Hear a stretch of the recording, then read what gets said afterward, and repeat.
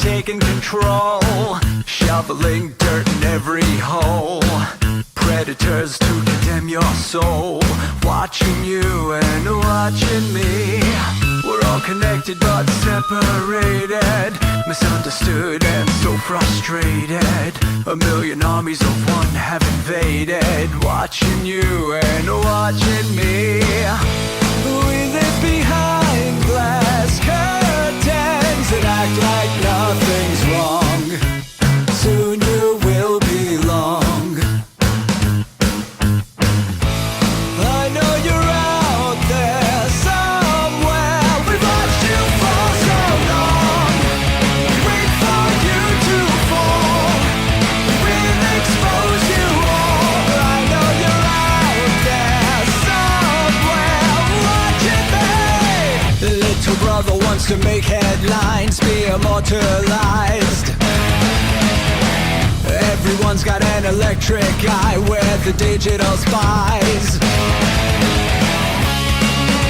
They've watched you for so long. I know you're out there somewhere watching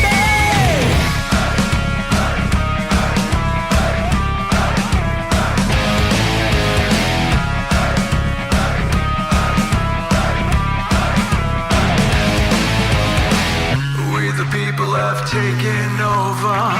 We the people are little brother, standing by to dethrone each other, watching you and watching me. Paranoid, the lens is our weapon, desensitized in our lust for attention, democratized by our voyeur obsessions, watching you and watching me. Slaves to perfection, don't let them project you as you are, reveal your every flaw. I know you're out there somewhere. We've watched you for so long. Wait for you to fall. We'll expose you all. I know you're out there somewhere watching me. Little brother wants to make headlines, be immortalized. Everyone's got an electric eye, we're the digital spies. They've watched you for so long. I know you're out there somewhere watching me.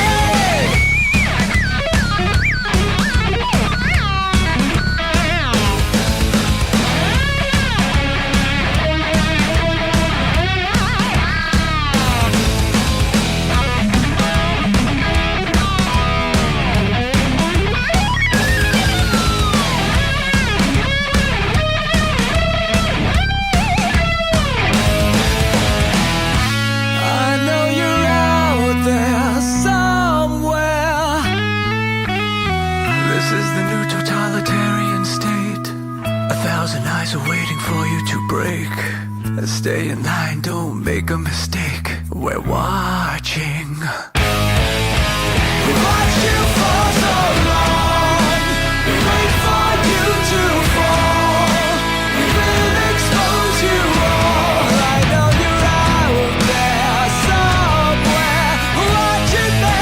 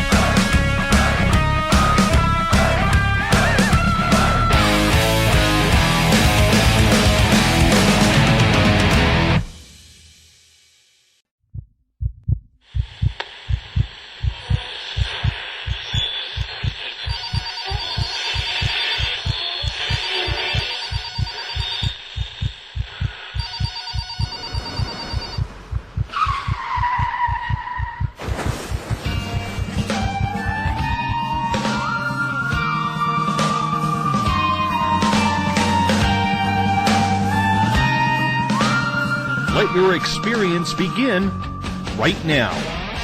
From high atop the mountains of British Columbia to you listening around the world, this is Spaced Out Radio. You can follow us on our website, spacedoutradio.com, on Twitter, @SpacedOutRadio. Give our Facebook page a like, Spaced Out Radio Show. You can follow us on Instagram, Dave Scott, SOR, or on our YouTube channel, Spaced Out Radio Show.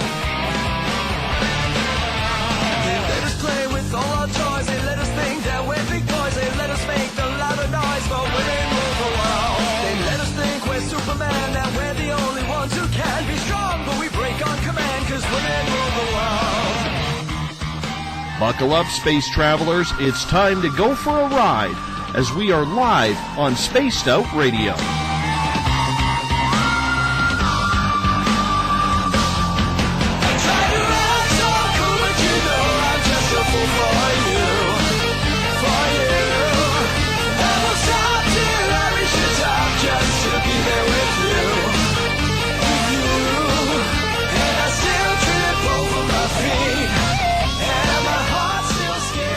Ignition sequence start. 6, 5, 4, 3, 2, 1.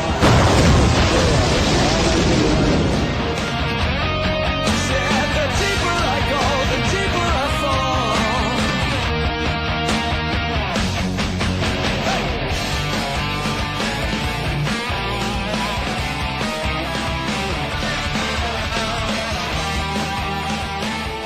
Good evening and welcome to Spaced Out Radio. Tonight I am your host, Dave Scott, and thank you so much for tuning in at spacedoutradio.com and on Spreaker. As once again we come in from the frozen Canadian tundra, battle our way past the wild animals, sidestep Bigfoot, and enter Uncle Jimbo's cabin, stoke the fire, heat this place up, and broadcast you live on this Friday night, early Saturday morning if you are on the East Coast. Here at Spaced Out Radio, we do this 7 days a week, 3 hours a night. We never get tired. We love what we do, and we want to be your official one-stop shop when it comes to the supernatural, paranormal, spiritual, demonic, conspiratorial, and so much more. Spaced Out Radio's theme music, if you like it, is brought to you by guitar god Ron Bumblefoot THAL. You can find his new album, Little Brother is Watching, by going to our website, spacedoutradio.com. Hey, if you're on social media, why don't you join us on Twitter, @SpacedOutRadio, if you haven't already. Give our Facebook page a like, Spaced Out Radio Show. On Instagram, I can be followed at Dave Scott, SOR. Subscribe to our YouTube channel, Spaced Out Radio. And our website is spacedoutradio.com. At this time, we welcome in all our fans listening in on the SHR Media Network, in the Spaced Out Radio chat room on Spreaker, on Facebook at Euphoria Chronicles, as well as the SOR Space Travelers and Paranormal Forum. If you're a fan of Spaced Out Radio and what we do, coming soon is our Space Travelers membership, where for only $5 a month, yeah, just $5, you can enter to win prizes, take part in private group interviews, monthly newsletters, and so much more. Hey, we're going to give you a heck of a lot more than just access to our archives. Tonight's show is brought to you by Rivulet Reiki and Readings, providing healings in person or at a distance. PurplePlates.com, helping heal your body, mind, and soul. The New Agora newspaper, the official paper of this show, and the iPhone app, Spirit Storybox. It's the official ghost hunting app of Spaced Out Radio. Have you ever been or lived in a haunted house? Have you ever heard bumps in the night that you can't explain? Have you ever heard the pitter-patter of feet running down the hall, doors closing shut, shadows lurking in rooms where you know nobody's in, chairs moving, cupboards opening and closing? It can be pretty intimidating for an experience if it's something you're not really used to. There's the constant thinking that there's someone in your house just waiting for you to go around the next corner or into the next room. Yet there's no one there. It's a frightening experience, to say the least. Hauntings, well, are pretty much everywhere. How active they are and how much you take notice is a different story altogether. A guest in my house is about having a guest or ghost spirit in your house with you. It's also the title of tonight's guest's book. It'll take some time to figure things out as you clear the voices from your head and realize that they aren't in your head, but coming from somewhere, yet nowhere. or seeing shadows lurking with no explanation. Maybe there are spirits that didn't cross over or are just lost. David Guddy has written about his personal experiences of living in a ghost-infested house. A Guest in My House is about that. It's going to be interesting. It's a tale of what is reality for many across the world. At this time, we bring in David Guddy. Thank you so much for being with us on Spaced Out Radio tonight. How are you, Dave? I'm doing good. How are you? I am very good. I am very good because I love a good, true haunting story. It's one of those subjects, Dave, that I find so intriguing because I myself, a number of years ago, lived in a haunted house. I worked in a haunted building, and I know there are so many people who have had this experience, but we've never had the guts or maybe the full amount of experiences to put it on paper. So I would love to introduce you and ask you, my friend, before you wrote A Guest in My House and had the experiences you did in your previous residence, did you believe in hauntings? Did you believe in ghosts, or was it just campfire chatter? No, I believed in ghosts, from a young age. I was introduced to this, growing up. Probably I've seen ghosts and talked to spirits probably since I was like 8 years old. Was raised up with my mom, keyboard of all things. Used to talk to spirits and play with it. It was thought to be a game, between me and her. But then when the thing, actually felt it moving, and I knew she wasn't moving it and I wasn't moving it, it became something of interest. So it started off with a Ouija board, I guess, would be the gateway. The very thing that got me more interested into this. But it was started off at a young age. It's one of those things, Dave, and we're getting a little bit of breakup on your Skype here. I just want to let you know. Hear it. Yeah. Right.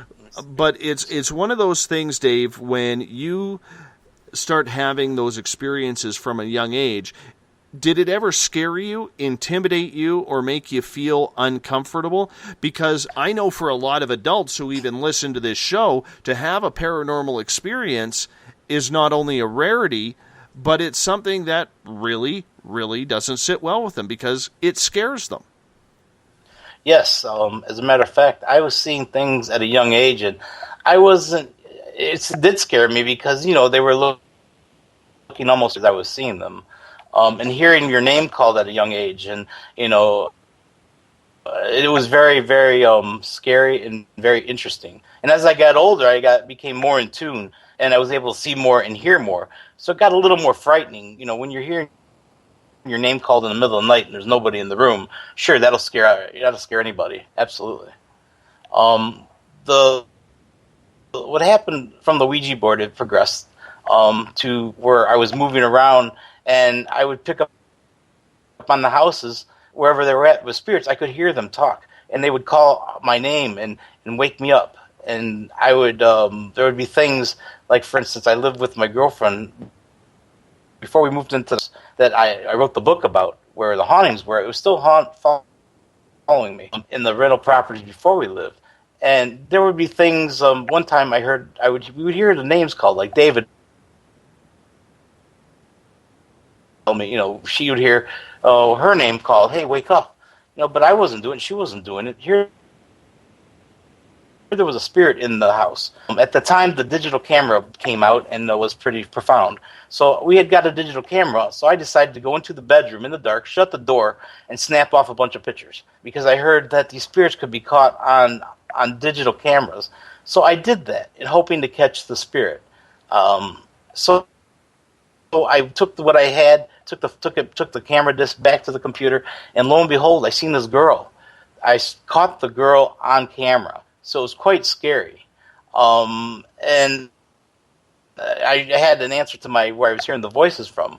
But she was dressed up like like in a maid's outfit. It was a young girl, and she was in a maid's outfit. And she would also move things in the house at the time.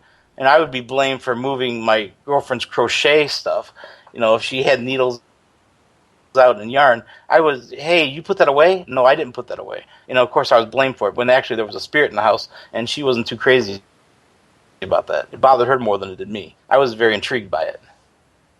And there is always that level of excitement / curiosity when you have something going bump in the night. And when you mention a little girl, that's the first ghost that I saw, was a little girl about 3 years old just trying to look at me. And it was absolutely freaky to me. And it's funny because I didn't really get into details about her with my ex-wife when we lived in that house, but 5 nights later, my wife heard our piano playing. And she goes down. We had a 2-tier stairway, and she goes down onto the down the first tier onto the flat part before turning to see if the cats were playing the piano. And here was the little girl standing at the piano playing the keys before she turned and looked up at my ex-wife. And it's an intimidating factor, especially if you're seeing a child. You know what I'm saying? I think, you know, like, I'll be honest with you, Dave. A few months ago, I had a lady on named Andrea Dixon, who is a psychic medium who does psychic dreaming. And during our break, I go outside to check out the stars because the Perseid meteor shower was on, and I see a damn ghost standing right outside, full body, and it's an adult. But it's a heck of a lot easier to see an adult than a child. Yes. I had another experience. I rented another house. From there, we moved, and I was staying at this house. And this is a little more crazy because there's some physical things that went on at this one.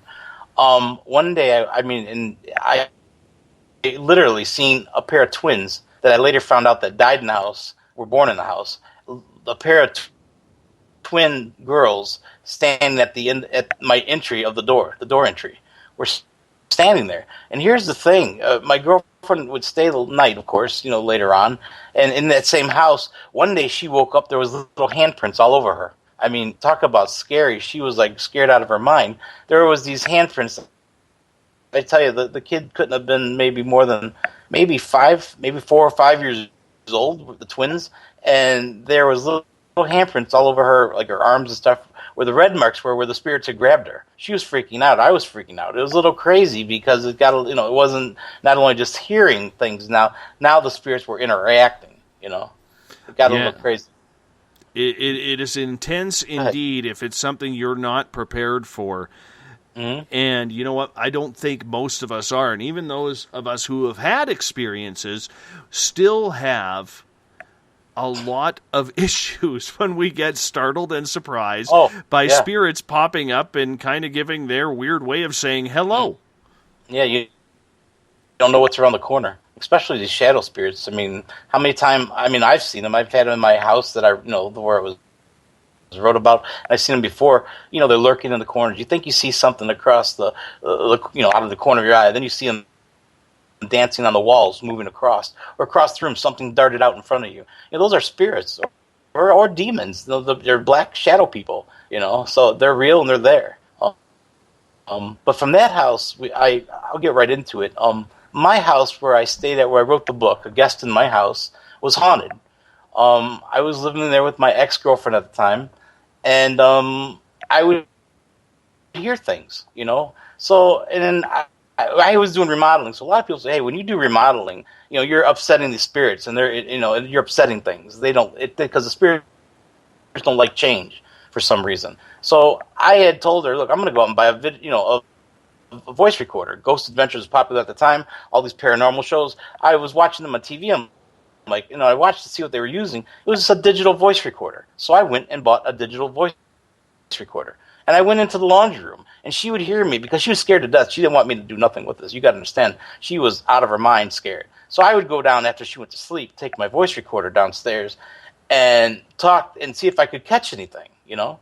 So I'm down there in the laundry room of this house that's haunted, and I'm saying, "Hey, is anybody there? Is anybody there?" We had just finished remodeling the laundry room and the bathroom, which led to the backyard. And I was in those rooms. That's when I first caught my first EVP in the house. And the language came across, because I've asked him so many times I didn't get a response. I heard "F you," very clear, very clear. And I'm like, what did I say? What's your name, you know? And he came across, "My name is Jimmy." Dave, he sounded like I was talking to you. I mean, the only thing that was between our worlds was that voice recorder. He says, I'm Jimmy. Then I got to find out that there's 5 spirits in my house. There was 5. And then to find out that one of them, my house was probably no more than a quarter of a mile away from a cemetery in the country I stayed at. Here, the woman gives me her name and tells me she's buried in that cemetery. Well, I check it out online. Sure enough, she's the only Sally buried in that cemetery. So her story was true. She was there. But there was a total of 5 spirits at that time there. And then, are you familiar with the crystal, where the crystal dangles and you hit medium, yes or no, where you can ask the spirit questions? Are you familiar with that? Yes. Okay. Okay. Well, I used that in the house. We knew the spirits were in the house, and we had the voice recorder. So I would be I'd get upstairs, I'd ask the spirits question, and this thing started moving. Yes, no, maybe. It was moving it. I wasn't moving it, and I had the voice recorder. I was catching EVPs. I would ask the spirit, "Hey, Jimmy, can you come upstairs?" Then he comes upstairs. It was crazy. I was talking to this guy named Jimmy, Sally, and the other ones. Then they got to tell me that they were trapped in the house. I don't think they quite knew how to travel, but they said they were trapped in the house for some reason. But then later on, I found out through another spirit that came in the house that my backyard had a natural energy field in it, okay? The natural energy field is a place, if anybody knows anything about this paranormal stuff, these ghosts have to feed on something, or they want to feed on something. Electromagnet, they always have their, what's that detector called? Help me. The EMF detector? Yeah, yes, the EMF detector, yes. And if I'd never had used one, but it was in my backyard they told me was a natural energy field. I mean, I could go in the back and I could just feel it. But the spirits were telling me the reason why your house is haunted, because you have a natural energy field in your backyard. So you have a sea of spirits that come here, and they just feed off that natural energy field. So I got to thinking about that, because I had some come through the house and tell me the same thing, that we were talking to at the time. We were using EVPs and stuff like that. And then that made me, think, man, what's going on out there in the backyard? And where are these people coming from? And then I started thinking, how many, it would be cool if I could interview them and talk to them since I can hear them. What happens when we die? Everybody I think would want to know, if you died right now, and God forbid, we died right now, and we took our last breath, what's waiting for us on the other side? What is exactly there? I mean, we all have, heard religion. We've been to church, and they say you're going to go to heaven or hell right away. But I'm here to tell you, you're not going to go to heaven or hell right away. You're going to meet an angel at the light. I don't know what religion you believe, but everyone talks about the light. And in the book, the one thing that was, there was a few things that were very consistent in talking to all the spirits. And one of them was that they all had seen their light or they missed their light. And there was a light to go to so they could cross over. So, then they would, light, and some of them missed the light and they had to find it. So, but there was a light that they had to cross over. But when they got to that light, they met somebody there. There was an angel there that told them, look, you can stay on Earth and be what we would call an earthbound spirit, or you can go through the light, and by going through that light, you're going to make your decision on what you decided to do with what your beliefs and your religion and stuff. That you're going to go to heaven or hell, because that's the first judgment, is to go through that light. So they would have to decide if they wanted to go through that light. But first off, they had to decide whether they wanted to roam on Earth, or they would go through the light. But if they roamed on Earth, they would have rules they would have to follow. The angel gave them specific rules. You couldn't appear to anybody under 5 years old. Over 5 years old. Anybody over 5 years old, you couldn't move things in front of people. And I think there was a total of 5 or 6 rules that are in the book that that the angel would tell them that they have to abide by. If they didn't abide by it, they would be taken. They would have to be forced through the light instead of having the chance to roam the earth. And a lot of these spirits, some didn't want to go because they wanted the chance to sit there and watch their grandkids or their children and their families grow up. When they really couldn't do nothing. The angel's like, hey, you can't help them. I mean, if they're about to get in a car accident, you can't stop it. If they're about to get hurt, you can't stop it. You can't tell them. You can't communicate. There's no way. All you can do is observe. So a lot of them stayed behind just to watch the kids and the grandkids and their families. So what else? They'd stay behind and watch their families and everything. Dave, there was some. Sorry for cutting you off. I would really like to get into these rules, because that's not the first time that I have heard this, that there are actually rules. And believe it or not, the first time I heard that was when I saw the ghost in my backyard that immediately started communicating with my guest, Angela, who was in New York. Wow. He said that I was not supposed to see him. He wasn't allowed to show himself to me. That's why he disappeared right in front of me. I would love to focus on these rules. Who told you about these rules? They're in the book. I wish I had a book handy. But what happened was the person that passed away, I was interviewing with the spirit that passed away, and they told me, look, when we pass away, anybody that dies, they're going to come to this angel, and the angel's going to give you the rules. I know one of the rules was, like I said, you can't appear to anybody after 5 years old, which makes sense because that's what you were told. You know, this person couldn't appear to you. Shouldn't have been showing himself to you. So Under the Edge explains the children. Here's a quick example. The one spirit tells me that, you know what, he used to talk to the little girl, okay, this little girl. And the little girl seen him and would point to him. And it became a game with the parent because the parent didn't believe the child seeing anything. Hey, my little girl has an imaginary friend. You know, she's not seeing spirits or anything. So, but the little girl was seeing the spirit. So the mom made a game out of it. So where the little girl would point, the mom acted like she would go grab the spirit, you know, and act like she's grabbing this person, you know, to kind of interact with the child. But the child was seeing the spirit, you know. But the spirit was telling me about like that. But the next rule is they can't move anything in front of you. You know, like chairs, or like you come home, you can't, you know, in front of you can't watch your TV slide across the room from the window wall to the fireplace wall. I mean, you know, this can't happen. They can't move things. They can't appear to the children, to anybody over 5 years old. What's the other things? There's 3 more things they can't do. Like I said, I can't. It's in the book. I just can't remember offhand. That's okay. I got to tell you this story because we're getting close to break here. We got about 3 minutes before we're going to go to break. Okay. When my son, who will be 3 next month, was an infant, and my wife and I were sitting in our rec room and we had the monitor going. Right. We actually heard a woman talking to him. Yes. And it was so eerie, but it was so beautiful at the same time, because you could tell in her voice that she was very loving and caring, and you could hear, "Sleep well, little boy. You know, you're so good. Just sleep well." Oh, wow. And it's amazing. And it was so hard to hear because, I mean, most of it was muffled. That's just some of what we were able to get out of that. But it's funny because my wife and I, we're a little bit intuitive, and when you walked in that room, you could feel the lady. Something. You could feel where she was sitting on the bed, and you could feel that it was just peace and love, that it was almost like she was the guardian angel, and her job was to actually sit there and watch the little guy to make sure that nothing happened to him, right? So it can be a good thing when the spirits are around children.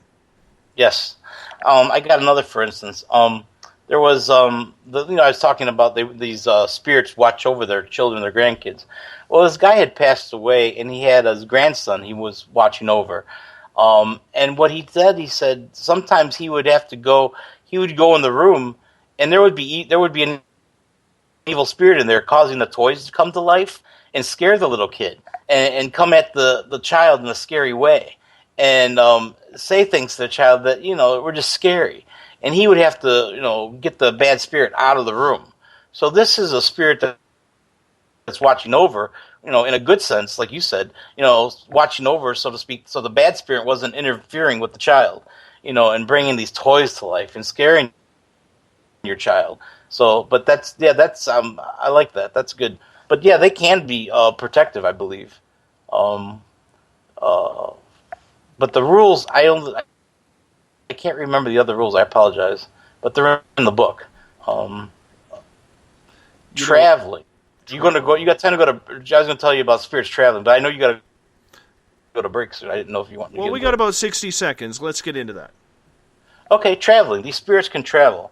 Okay, they think about where they want to go, and they're there. Especially if they've been there before. If they haven't been there, they have to really. It takes them longer to get from place to place. So, say my mom, for instance, just passed away. So if she decided to stay on Earth, she would think about my sister's house, and she'd get there right away because she's been there, or my brother's house, and she'd go there quickly because she's been there. But these spirits just have to think about where they want to go, and then they're there. Like it might take them some time if they haven't been there before, but if they're visiting family or friends or places they're familiar with, they can do that. And these spirits have little groups, believe it or not, where they'll meet together and they'll go these places together. It's almost like they got community rooms. I mean, it was crazy because I knew one of the women that had passed away. She had met a guy in Russia, and she met the spirit in Russia. She would always tell, she said that she would go places with this guy in Russia to different places. They would meet up at certain places, and go to these other places. But then I had a husband and wife team. They actually died together, but she didn't want to go to the light, so he stayed back, and they traveled everywhere together. But one time they decided to travel. They did decide to travel separately, but what happened, they got lost. They got separated. So what they did was when they met back up, they agreed to meet at their son's house, which was still living, because they both knew how to get back to the son's house. So they had a place they could just go back and meet together again. But traveling is quite interesting. Go ahead. Let's get more into that once we come out of our break. Our guest tonight is author David Guddy. His book, A Guest in My House, can be found on Amazon.com or .ca right now. Highly suggest you go pick it up. About true haunted experiences that he has lived. You're listening to Spaced Out Radio. I am your host, Dave Scott. We'll be right back after this break. Would you like to become one of our space travelers? All you have to do is click on the Space Travelers icon at spacedoutradio.com. For only $5 a month, you can get access to some great prizes, as well as private monthly shows, newsletters, and a members-only section on our website. Become a space traveler today. Hi there. This is your medium, Joanna, from Spaced Out Weekend, 2 Mediums and a Large. I would love it if you would come and join us with host James Tyson every other Sunday on Spaced Out Weekend. Together, we will take your calls and your questions live. Our goal is to provide you with a positive outlook on deep questions that you may have. Questions regarding love, relationships, money, or whatever else is on your mind. Come and check us out at spacedoutradio.com. Every Saturday and Sunday night, as Dave Scott wanders aimlessly in the wilderness, you can come hang out with me, James Tyson, in Spaced Out Weekend. Starting at 9 p.m. Pacific, midnight Eastern, I'll take you along as we talk with some of the best experts in their fields. SpacedOutRadio.com is the place to find us. So sit down, relax, put your feet up. Enjoy the topics like the paranormal, supernatural, intuitiveness, and so much more. Hope to see you there. Hi there, this is Elizabeth Anglin, and on the last Monday of every month, I join Dave Scott for Spaced Out Radio's Cosmic Passport. We delve into everything from extraterrestrial contact to animal communication. It's a lot of fun, and every month it's something different and exciting. I would love it if you would join us. You can hear and learn from my experiences, and I'd like to know about yours as well. Cosmic Passport on spacedoutradio.com. Hey everybody, this is Patrick Webster Small, and I'm here to bring you the Webster Phenomena every Saturday night, live at 8 p.m. Pacific, 11 p.m. Eastern. If you're looking for aliens and extraterrestrials, well, we've got them. Big and tall, short and small. You're bound to find what you're looking for, so join me on the Webster Phenomena right here on Spaced Out Radio.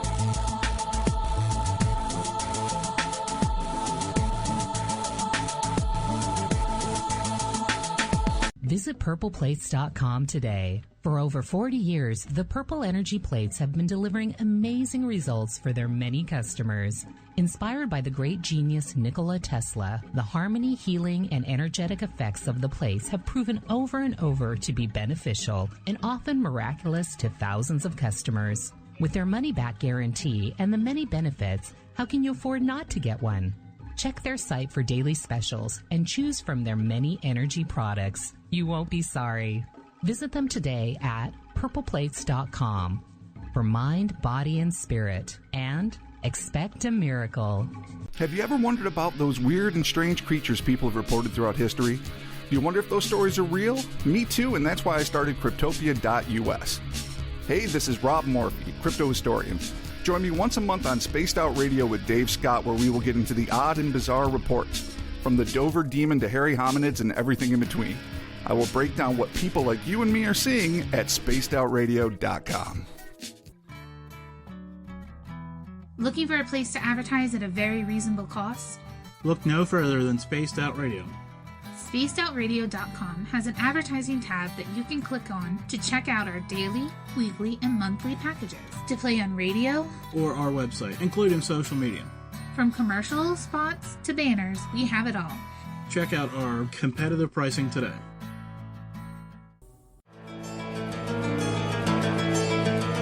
Want to connect with us online? Find us on Facebook, Spaced Out Radio Show, on Twitter at Spaced Out Radio, on Instagram, Dave Scott SOR, on YouTube, Spaced Out Radio Show, and our website is spacedoutradio.com. All right, space travelers, here comes the second half hour of Spaced Out Radio. Welcome back to the second half hour of Spaced Out Radio tonight. I am your host, Dave Scott. Uncle Jimbo James Tyson is in for Spaced Out Weekend the next 2 nights. As I wander off into the wilderness, I already got my backpack packed.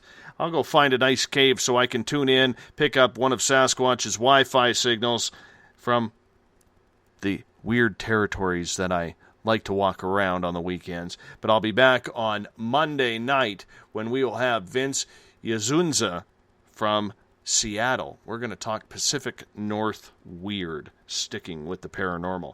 Hey, if you want to follow us on Twitter, you can do so at Spaced Out Radio. Give our Facebook page a like, Spaced Out Radio Show. On Instagram, I can be followed at Dave Scott, SOR. On YouTube, I can be followed at Spaced Out Radio Show. That's where we hide our archives, so you want to go there and listen to some previous shows as well. And of course, our website is spacedoutradio.com. Tonight we are talking with the author of A Guest in My House. His name is David Guddy. He's from Ohio. It's amazing how many people we have on this show from Ohio. Dave, what is in the water in Ohio that causes so much haunting, so much UFO sightings, Bigfoot sightings, any type of weird cryptids? It's amazing how many guests and how many stories come out of your state. Yeah, I know. You saying that, I'm sure you heard of the TV series Ghost Whisperer. She's the woman that wrote a book about things, and they actually took her story and made a TV series out of it, which is Ghost Whisperer with the girl from, what's her name, Jennifer Love Hewitt. She was from Ohio, and she lives probably, I would say, in North Olmsted, which is probably no more than an hour and a half, 2 hours from me. So that's interesting you said that. Yeah, I don't know what's in the water here. I don't know, man. I you know what? I was talking to someone who lives about 50 miles from the Wright-Patterson Air Force Base. His name is James. He was a guest on this show a couple of months back. And some of the stories that he has with UFOs, Men in Black, extraterrestrials, it was just downright weird. And one of the stories that has stuck with me since he was on the air was he has firefighter friends who work at Wright-Pat. And what they were saying is there are certain buildings at Wright-Pat that nobody is allowed to go to. And the firefighters have been instructed that if those buildings burn, let them burn to the ground. Do not go in. Do not stop that fire. That is scary stuff, man. That is scary stuff, and that's not too far from me. That's just down in Dayton, Ohio, and I'm up here in the Cleveland area, so about 2.5 hours away, 2 hours away, I believe. I'd be in Dayton, something like that. But it is weird. It is totally weird. I don't know what it is with your state, man. But we'll just move on. One of the things that I liked about what we were talking about in regards to the rules that spirits have, that you have been communicated and you've written them down in A Guest in My House, was that spirits are not allowed to show themselves to anybody over the age of 5 years old. Why must it be 5 or younger that a spirit can show a child? I don't know that. I mean, that's just something that, a lot of those spirits that I interviewed, you can read, say the same thing. In those they're told these rules, and it's 5 years old and over. Maybe because they think the child, like I told you guys earlier, remember the mother made a game out of it. She went to grab where the child was pointing, where she said she sees the spirit. Maybe because you're not apt to believe a child. If you got several adults coming to you and saying, "Hey, look, we've seen these apparitions. This place is haunted. I've seen this guy." Maybe you even sketched him, or But I think that's the reason, because the child's, can be blown off. Like, oh, it's not real. It's just, how many of us grew up with, you had imaginary friends, or your friends had imaginary friends? I believe that the imaginary friends are nothing but ghosts that are talking to the children, and in the course of the adults, it's pushed off as an imaginary friend. And if your friend talks to you too much, you could end up in the psych ward. So a lot of children get scared, and they don't want to tell their mommy or daddy that, hey, there's somebody talking to me, because they might get scared that, as they find out later on, that I can't express myself to my parents or to these adults. So I believe that the spirits know that, and whoever decided these rules knew that they could push this, that the children can be pushed off. But if an adult and several adults come, they have to take notice and think about, maybe this is real. That's my take on it, on that. But they're given rules for a reason, obviously. So, is there a difference, though, Dave, between, say, people who are intuitive and in adults, or, say, teenagers, or even my daughters, when they were 6, 7, 8, 9, 10 years old, being able to see spirits? So there has to be different rules for those who are intuitive. What I believe is, I think a child, if don't discourage it. If you have a child out there and your child is gifted, can hear voices, can see spirits, don't discourage that. Because, oh no, that's just an imaginary friend. You're hearing things. I think if it's encouraged, then it can go beyond the years of 5 years old. You know what I mean? I mean, the child has to believe what they're hearing is true and what they're seeing is true. But if you got parents that are discouraging them, saying, no, this isn't real, they don't believe in it. In other words, the parents are passing down their beliefs instead of letting their child make these decisions for, that aren't really going to hurt them. It's just, you believe you see what you see or you hear what you hear. But I think that's why that sometimes, as we get older, that, that happens. But the intuitive are, they're gifted, so they're going to see. I mean, like me, I can hear and I can see, and there's other people out there that can hear and see these spirits. Here's the backling and things like that. My mom passed away only 2 years ago. She died April 17th, 2014. And this is an interesting story. I had been writing this book, A Guest in My House, and she got to read part of it, a good part of it before she passed away.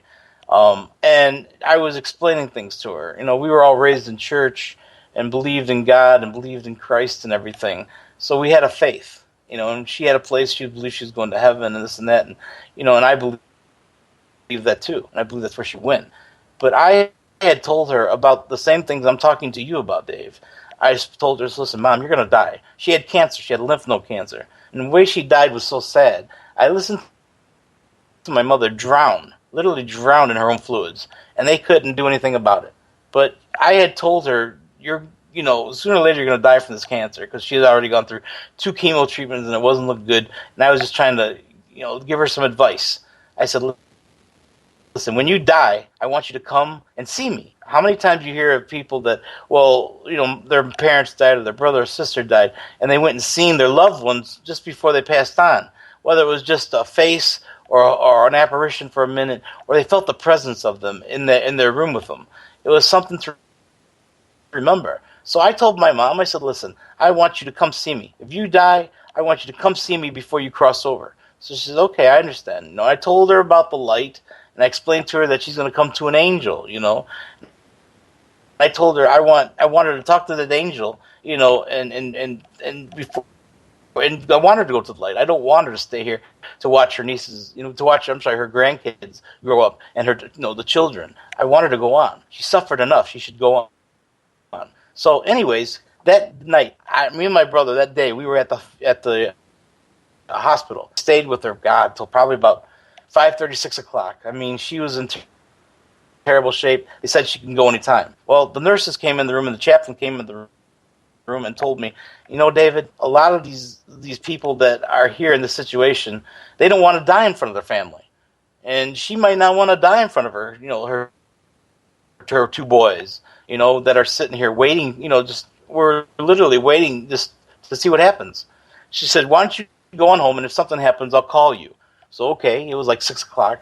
Time I got home, it was like maybe 7 o'clock. Well, I had just got home and was resting up a little bit, and my phone rings. Here was the hospital. She says, you know what, David, is this David? I'm like, yes. She says, well, you need to come back to the hospital as quick as you can. She goes, I don't think your mother's going to hold out for much longer. She goes, she's dying. She can break. So I'm getting teared up, and I'm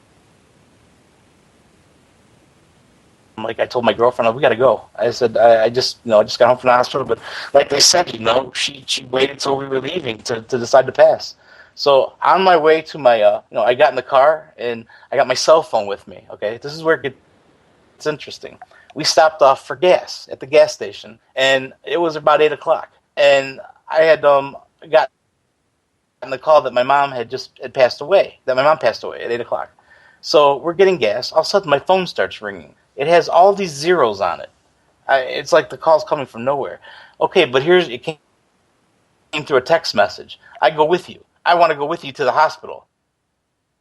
It was my mom. She came across the text message to me. I mean, it sounds crazy, but it happened. I was like, wow. Then I heard her, and she's like, David, everything you said was true. There's so many lights around me, so many lights. She goes, and the angel, you told me that was going to be there.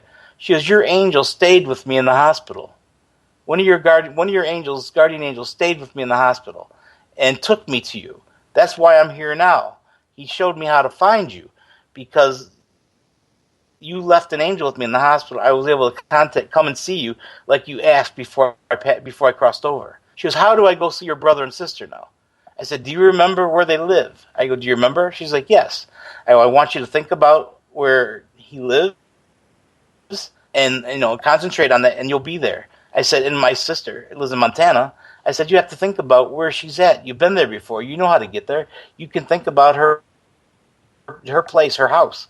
And then if you think hard enough, you'll be there. You'll teleport. You'll just go there.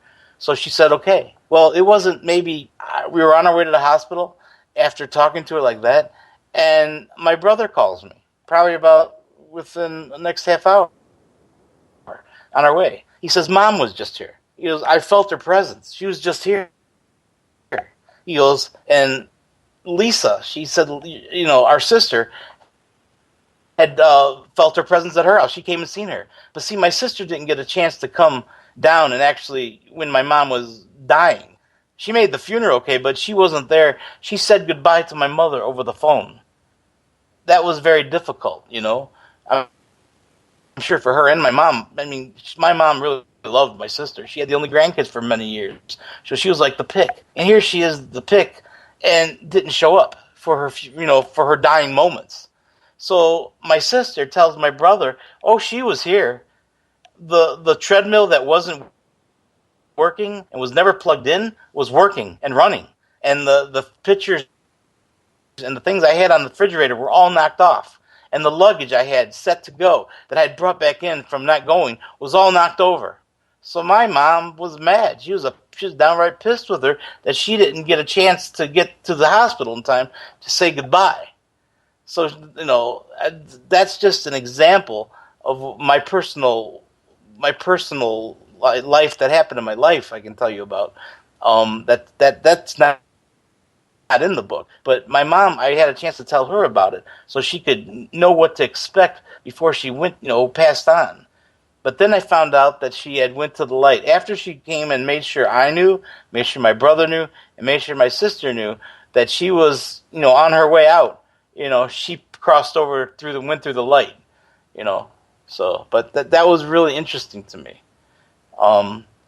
Traveling, like I said, is just amazing to me. I had one woman, an older woman, passed away in her sleep. She tells me, she says she went to Egypt and was in the pyramids and went inside the pyramids. She goes, I stayed on Earth to go places that I could never go before and see places that I could never see before. She goes, I went to Australia and actually touched a poisonous spider, a poisonous snake, and all these things that I couldn't touch before. She goes, I went and seen things I couldn't see before. So she enjoyed traveling around, But I'm sorry, I have to take a drink of water. I'm running dry. No, that's fine here. We are talking with author David Guddy tonight on Spaced Out Radio. You can find his book, A Guest in My House, on Amazon right now, which is a very good book about his personal experiences. The story about your mother, yes. When the text message came through, yes, you had already known that she had passed. Am I correct? Yes, the hospital had called me at 8 o'clock and told me that she had just passed. Now, I'm telling you, I received that text message probably maybe no more than 2 minutes after she passed away. I mean, I hung up with the hospital, and we were getting gas. Next thing you know, I received that text message.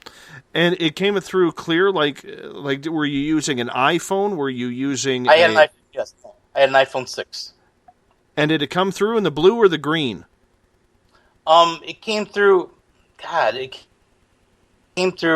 forgot what color, but I know what you're talking about. It came through, I don't remember. Maybe the green. But I know it was all zeros came across. That is just weird. There was no number. No number was there. But yes, she says, here's what made me think, before I heard her actually talk to me. She says, I go with you. I'm going to go with you to the hospital. Okay, she just passed. And I had heard before that you can get calls from spirits. I had a friend of mine that told me his father called me. He actually talked to him on the phone. He says, and it came up all zeros. He says, and he talked to him about his mother. So that was before I even wrote the book. That was just something years ago that happened before I wrote the book when I was probably in my 20s. I mean, so all these things have happened. So I know that the spirits can manipulate the electronics, the phones, and even your computer. I mean, they can communicate how they want. I mean, but that came through as a text message, which I was happy to see, but it also let me know that she actually understood what I said to do and actually came to me and followed through what I wanted her to do. So that was very nice to know that she was okay and moved on. That had to be quite heartwarming for you in such a difficult situation, because I think as kids we take our parents for granted that they're going to live forever, and yes. all of a sudden when one or both of them are no longer there. And you know what? I'll be 43 on Tuesday, man, and I'm pretty excited and blessed that I still have both my parents. I know a lot of people yes. who don't, right. and I don't know how I would react to that, losing one of my parents, because I've been fortunate to not have to go through a lot of death in my life. But when you look at the situation, your mother comes back, she answers your prayer. How much easier was that for acceptance that your mother was gone, knowing that she did communicate with you from the other side? I tell you, my father passed away when I was 19. He was only 39 years old when he died. He had a complication with his arteries. He smoked too much. And the smoking led to I'll cut this short. The smoking led to him having where he needed his arteries replaced from his groin down. But then they went in, they had the surgery, and they needed from the heart down. Ended up the surgery was too much for his heart, caused a heart attack, and he died. Did I get a chance to speak with him? No, I didn't. I was on my way to the hospital when he passed. I missed him by 3 minutes. But my mom just died. She was only 62 when she died. She was died in 14. She was 62. And it was very heartwarming and very good to know that at this age, I'm 47 now, and at this age I could hear and I could have a chance to know that my mom crossed over and that she was good and in good hands and that her beliefs were true. And, it wasn't religion that took her to heaven. Please understand that. It's what you do with Jesus Christ that does it. I'm not pure preaching on the radio, but that's what it is. And I'll tell you what, to write this book, and anybody that is paranormal, I mean, Dave, have you done any paranormal investigating yourself? I have only been out twice. Okay, no, but how many times do we see? Did you guys do a protective spell? Did you ask for protection to have Michael help you? Of course you did. Of course you did. If you don't have a faith in God in this, and you try to do this, my friend, you're going to come across some demons. Let me tell you, I'll get into that. You'll come across some demons that don't want, and some bad spirits that don't want you anywhere near them or to disrupt them in their place that they're haunting or to bother them at all. And you got to have a strong faith because they will come at you. Oh, yeah. I mean, oh, yeah. Mm-hmm. So I'm sure you got some experiences you could tell. At the museum, and this is a true story, at the museum that's about 2 miles from my house, right? We have a good friends of mine from a paranormal team out of Vancouver called Chronicles of the Unknown. They came up and they've investigated this museum. Now, the story goes about this lady named, oh goodness, now her name's going to pass my mind. Anyways, during the gold rush boom in the late 1800s, she set up shop in a hotel with a bar and had prostitutes there that were kidnapped from other areas. Wow. And she murdered 50 to 60 gold rush prospectors, stealing their gold and burying their bodies in the mountain or throwing them in the lake or whatever. This is what the legend says. So when we went up to the hotel, which has now been moved to the museum, I walk up to the hotel, and I'm with a good friend, Mike, from Chronicles of the Unknown, and I'm like, dude, this lady's been talking to me the entire time, and I'm still quite unsure about my own abilities. I don't consider myself psychic, but I do know I am a little bit intuitive. I just don't have a lot of trust and faith in what happens. So I'm telling Mike exactly what I heard her say, which was, "What are you doing here? You're not allowed to be here. Get the F off my property," so on and so forth. That's her. And Derek White Sky Cloud, who is a First Nations shaman, he's a medicine man, he's a healer.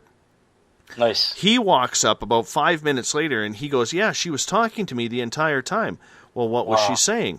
Well, what are you doing here? Get off my property.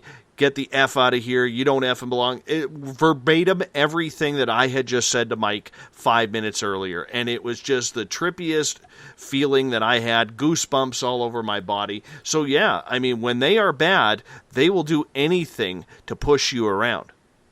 Oh, yes, that's true. When I was writing the book, and we had the spirits, what I didn't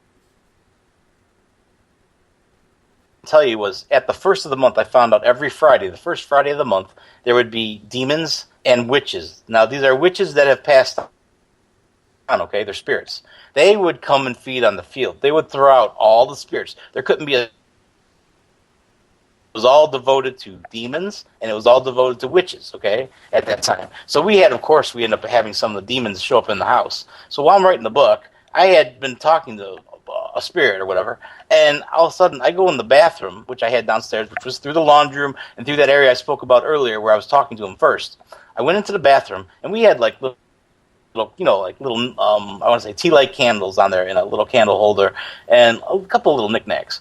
So I lift the lid just to take a leak, and it was like somebody took their arm and just swiped the top of the toilet. Everything went flying and bounced off the porcelain stand-up sink I had, shower doors. Everything just went flying. And then after that, we were going to get something to eat, and it still went with me. This is crazy. I go to the gas station to get gas in my car. I have a little Fusion, okay? What's it going to take, maybe $15 or so? I mean, back when gas wasn't that expensive. Looking back, probably 2012 or so.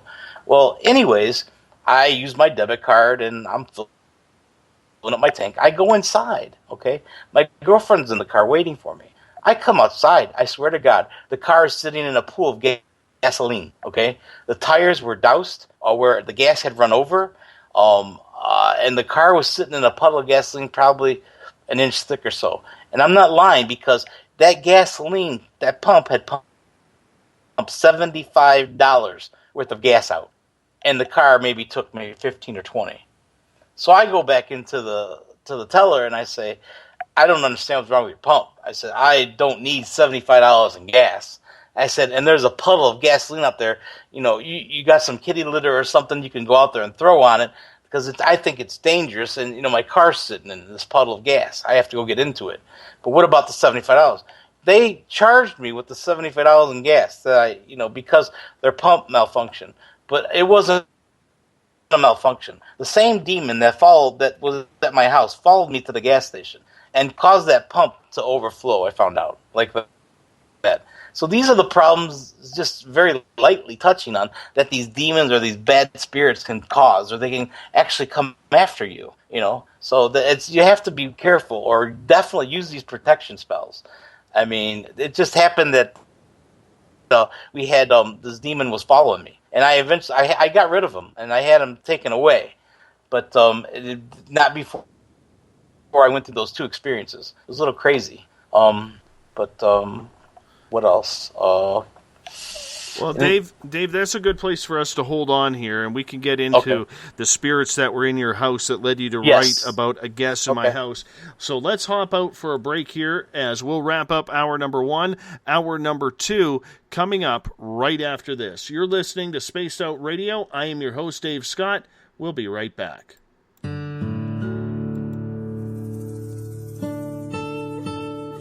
Greetings and salutations, space travelers, from the Chronicles of the Unknown team. What is Chronicles of the Unknown? I keep hearing about this thing. It's a new paranormal reality TV show based right here in beautiful British Columbia, Canada. Follow our team as we uncover claims of activity on the Caribou Gold Rush Trail. You can also follow us here every third Monday, where 2 members of our team will be available to answer your questions. We'll give you some equipment updates and some of our experiences on the road, right here on Spaced Out Radio on the Spreaker.com network.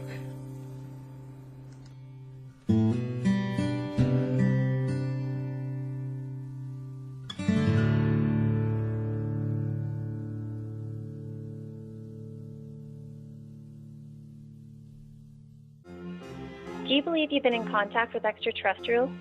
Have you seen the Greys, the Mantis, or the Reptilians? I am Samantha Mullet, and on the second Tuesday of each month, you can listen and learn from my experiences with off-worlders on Spaced Out Radio's The ET Experience. With host Dave Scott, we'll sit down and chat about what's going on with our friends from other worlds. We'll also try to answer your questions, so please tune in on the second Tuesday of the month, only on Spaced Out Radio. Are you interested in advertising on Spaced Out Radio? Head to our website at spacedoutradio.com and click on our advertising tab. There, you will find an assortment of ways you can get your product out there with us, from radio commercials to banners and social media. Have a product you like our hosts to endorse? We can do that too. Visit spacedoutradio.com for more details. Did you know that Spaced Out Radio runs 7 days a week? Hi, it's James Tyson from Spaced Out Weekend. Every Saturday and Sunday night, starting at 9 p.m. Pacific, midnight Eastern, you can join me and my guests for some great chatter about what's going on out in the universe, or even in that dark part of the basement you really don't want to go back into. Well, let's find the answers to your experiences together. So come on up to Uncle Jimbo's cabin on the weekend. For more information, look us up at spacedoutradio.com.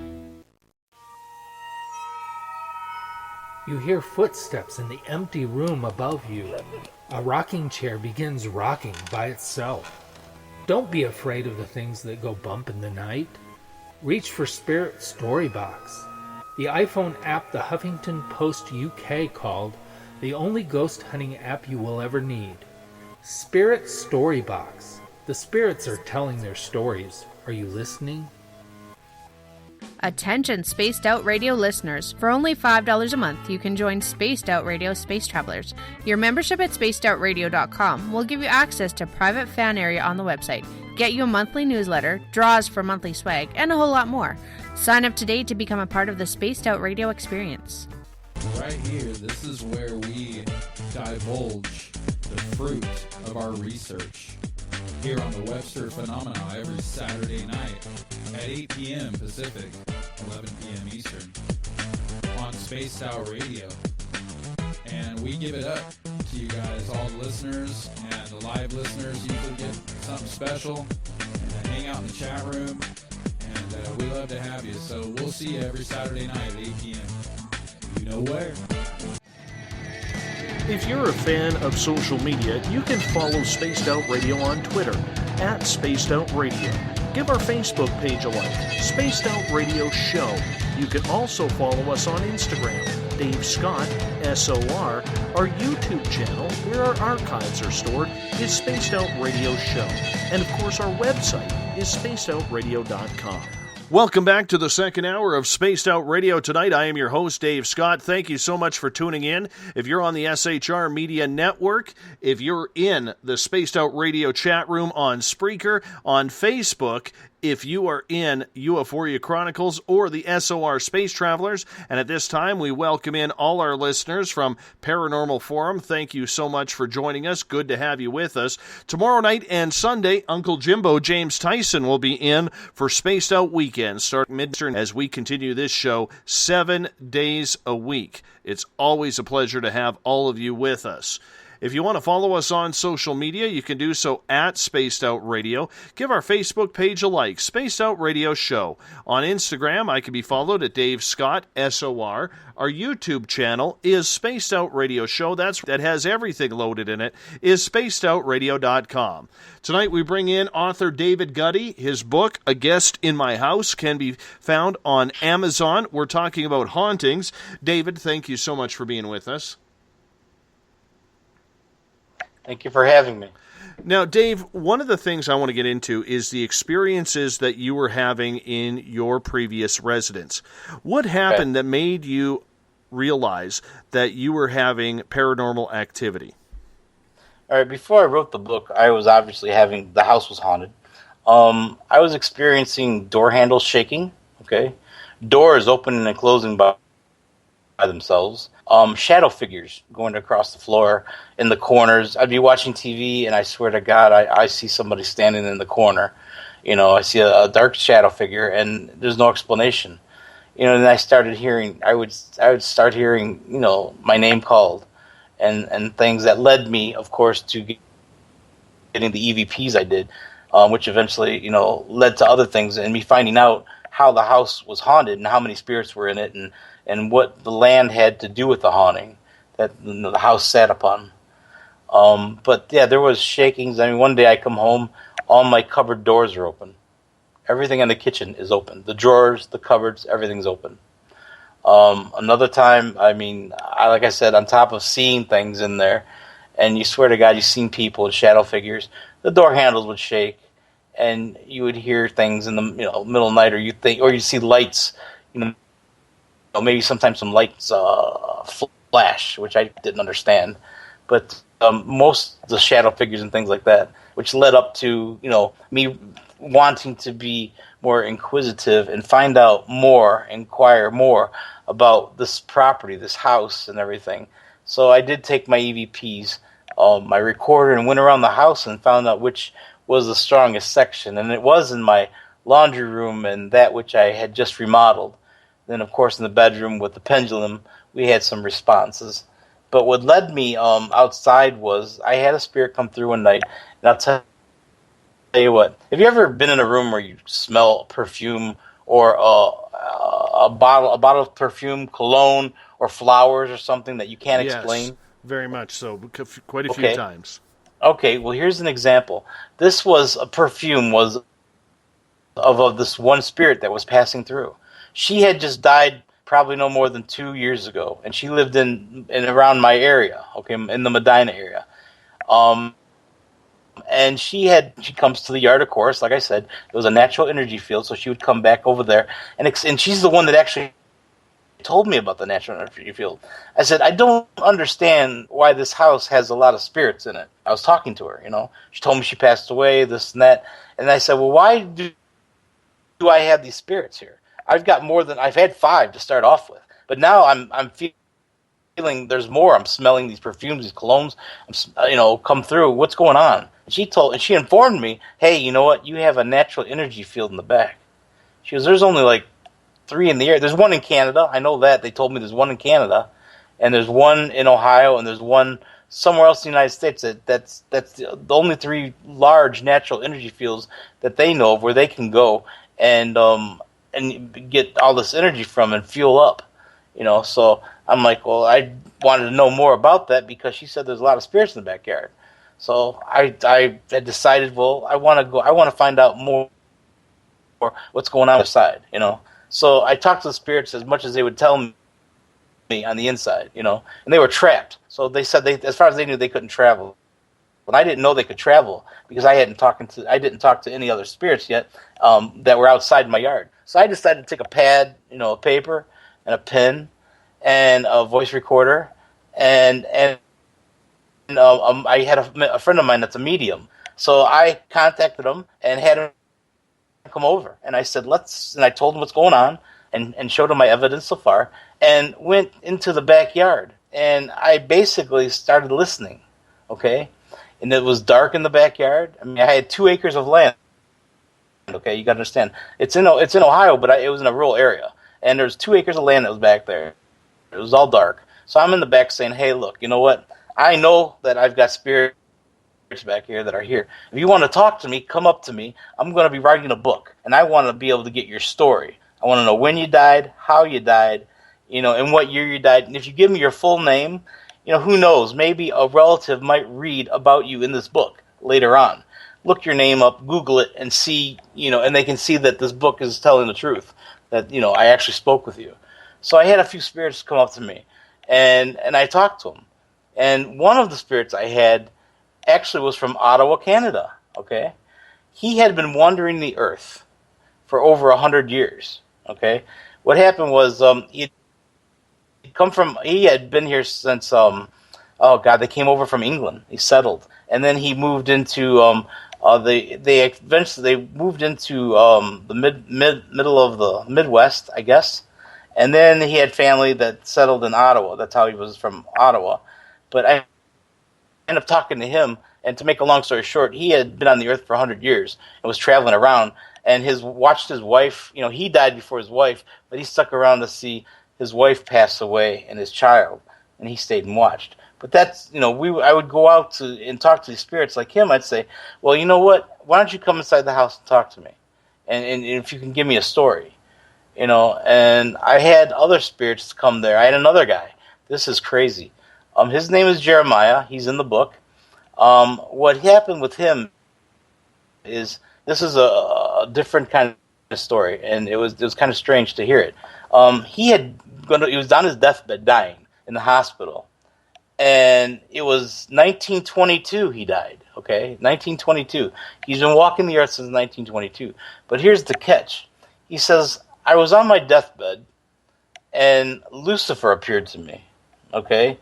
And Lucifer told me, he said, look, how would you like to work for me? He goes, I can make you a demon. I can give you, you can live on the earth, do what you want, and do what you want to whoever you want. But I want you to work for me. And I want you to keep track of these other earthbound spirits and keep them in line. So he accepted the contract. The contract was for 100 years. Okay. This was a very interesting interview. If you get the book, check it out. Lucifer actually made him a demon. And the guy told me that I'm not the only one that Lucifer approaches like this and makes people demons. So watch out for these earthbound spirits and do these other things. He said part of his job was to go into, when the political people were talking, he said he would take over their speech without them even knowing it. Make them say things that they didn't realize they were saying, and caused a lot of trouble. That was just part of his work, and watching over the earthbound spirits. But he came in and he sat down and gave me an interview. He's in the book. Then, we had a pot of coffee brewing. This is crazy. A pot of coffee brewing, and all of a sudden I had a guy come in the house that was outside, because at this time word had got out that, believe it or not, that we were actually interviewing and that we could hear the spirits. So they were excited to hear, that somebody could hear them. Then they had somebody to talk to. Once they found out we could hear them, that I could hear them, then the inside of my house was crowded, getting crowded, because we had people that were literally waiting there for me to talk to me and give me their story. But the coffee bit, they can smell. These spirits can smell. I had the guy came in and says, I smelt your coffee brewing. He says, I can't drink any, but I miss the smell of coffee, So, and then one night we were making popcorn. I had popcorn. And I had a girl come in. I believe her name was Tiffany. She's in the book. And says, listen, I can smell that popcorn. Do you care if I just come in here and smell the popcorn? She said, I can't eat any, but I can smell it. And it just reminds me of, So I said, yeah, I'm writing a book. So can I get your story? How'd you die? And how old are you? She told me her name was Tiffany. She's only 21 years old when she passed away. She's from Florida. Her boyfriend was a drug dealer. So here's what happened, and this is interesting. She was shot by her boyfriend by accident. The boyfriend was cleaning the gun, and as he was cleaning the gun, he accidentally shot her and killed her, okay? But here's where it gets a little more interesting. Have you ever do you remember the TV show Medium? Yes, I do. Where she would help investigate with the police? Okay, this gets real interesting. The boyfriend was going to be blamed for her murder, okay? But she kept, she was able to get a hold of the boyfriend and hey, look, you got to tell them that I didn't do this, He ended up having a medium that worked for the police department come on to see, come and see what's up. So the medium ended up talking to Tiffany, the girl that was 21 years old that was accidentally shot by her boyfriend, and she cleared his name. The medium actually listened to her and got her and said, look, he didn't shoot me on purpose. He didn't kill me. He was cleaning the gun. And when he cleaned the gun, he shot me, and that's how I died. And that stuck. It was amazing because the medium had come in and was like a mediator between the police and that girl that was going to go to jail, So I thought that was pretty fascinating. Another story. I'm rattling off stories that are in the book. Excuse me. Well, let me ask you a question. In a situation like that where this young lady is saying how she died, are you confirming these stories through the news or through Google to see how true the spirits really are? Because spirit has been known to play a lot of tricks. No, I understand that. I believe demons will do that to you and to me. But these spirits, you can Google them and get their stories. That's what I wanted. I did Google some of them that were true. So, the names are in the book. You can Google. I asked them where they died. Here's another. There's a family that died. Okay, they were from Pennsylvania. It's They're coming home from church. The roads are very icy, snowy. What happened was a semi truck had come and they lost control of their car, went into a ditch, and they hit a tree, and they all died. All of them. It was the mother, the father, the son, and the girl. They all passed away. So what happened was the little girl had seen the light but didn't make it to the light, and she didn't. She lost the track of the light, and her parents and stuff. She couldn't find them. She went off roaming around to see if she could find her parents because she didn't know where they went. So she's walking around out there, roaming around, not knowing where she's going or anything, looking for her parents or her brother, and couldn't find them at all. But then, of course, she ends up in my energy field. And I end up getting her story and finding out, how she did that, So we end up helping her get back to the light. The medium that I was working with, you can create the light. The light can be at the funeral home. You can direct them to go to a funeral home. There's always a light on the funeral home where they can cross over.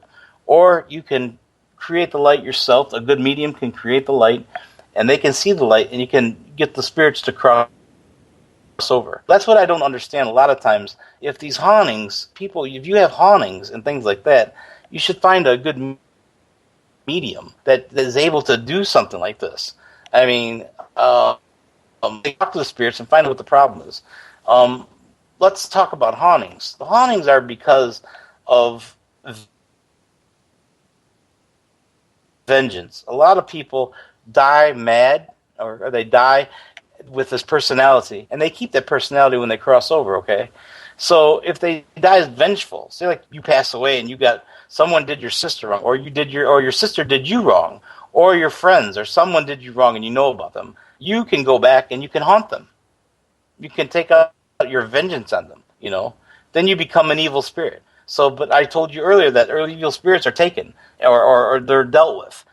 What I don't understand is sometimes I heard of these evil spirits cutting brake lines, or they were asked to. They were asked to do it. So these other spirits were trying to get them to do stuff, and they didn't do it. So I think there's a line there that where they decide if they get taken or they get, or if these evil spirits actually go through what they're going to do, you know, whether or not they get taken. But so yeah, these evil spirits, they try to recruit other spirits that passed away to make them evil and to have them do bad things. Like I said earlier, scaring the kids or cutting the brake lines or doing something like that, or just scaring people in general. You know, haunting houses and things like that. So. David, Gloria has a question in the SOR Space Travelers room here on Facebook, and it goes back to what we were talking about in the last half hour in regards to what we look like on the other side. Have any spirits ever told you if we can choose what age or body we have on the other side? No, they haven't. From what I gathered, I've talked to a child. I've talked to all ages, and I believe before they cross over, I think as they die is as they are. I believe when we cross over, you know, everyone's the perfect age when we go to heaven. I don't think there's little boys running around up in heaven or little girls. But as far as on this side, when they cross over, okay, you got to understand this is earthbound spirits we are talking about. When they die, a child, that's why you've seen the child spirits, you know, or I've seen the child spirits. They died at that age. So they're stuck at that age till they cross over, I believe. I have seen the ages, and I've talked to a boy that's probably 10 years old in the book. He died of pneumonia, okay? He was put in the hospital, and his parents would come and see him. He said, he would tell me, yeah, it was like one day I'm talking to my parents. I'm looking at them. The next time I'm looking at them, I'm standing behind them. I see my body on the bed, and I see my parents seated. Here he had passed away from the pneumonia. And in the book, at the end of every time I talk to a spirit, I ask them, hey, would you leave a message for the readers? The people that are going to read this book, is there something that you want to convey? Something that you learned as a life lesson? And the little boy was cute. He's, like I said, he's probably 10 years old. He says, you know what? Make sure everybody drinks their orange juice. Make sure everybody drinks their orange juice. Of course, so we don't get sick. He's a child. You know, he's thinking about orange juice. Makes you feel good. Get your vitamin C. You know, but and then there's some other people that would give some other messages. But every story has a message from them to the reader that they can read about in the book. It's quite interesting. I got another one. Let me get to another question from Gloria here. You got a question? Yes. Gloria is asking, how could you tell with communication with the spirits in your house that they were ghosts and not just demons? Because a demon, it gives you a different energy. Me being sensitive, you can tell. I mean, you could tell. If you walk into a place and you can just feel evil. I'm sure we all have been into a place where, hey, I got to get the hell out of here, you know? This is just evil. I mean, but I could tell the difference between the demons and the spirits. Definitely. I wasn't being lied to. You know, when you see the spirits and you hear about the spirits that are lying to you on the Ouija board, chances are you're spirit, an evil spirit about that are misleading, misguiding. These spirits I believe to be true. I did talk to some demons, and I knew they were demons. I knew they were demons, and the spirits I knew were spirits. I was confident in what I felt that was going on in my personal, how would you say, sensitivity. Put it that way. Does that answer the question? Sure. Okay. Appreciate that. Sure. When you had your house and you're talking to all these spirits and they are telling you this information, are you communicating with them on the Ouija board at this time, or is it through a recording device that you're getting your answers from? No, I started off with a recording device, and I actually had a medium with me to make sure we hearing the same thing. And we did have a recording device that would check out to make sure when we started off to hear the same thing. But the medium and I confirmed, and we were hearing the same thing, and that's what we wrote down as we heard it, without all the static and everything and missing bits and pieces. It was easier just to hear the spirit and write. That has to be so interesting to have that type of communication, to be able to get those messages, because to get the clarity on that had to be difficult. It was, they came through very clear. I mean, I'm telling you, it was more clear than if you hear an EVP. Here's the way I've explained this on other talk shows, and I've done a few. They ask, how can you tell the difference when you hear the spirit? How do you know it's a spirit and it's not what you're thinking? Well, I'm talking to you now. I say, Dave Scott. Did you just say Dave Scott to you, or did you hear me? I heard you. Okay, you heard me out loud, correct?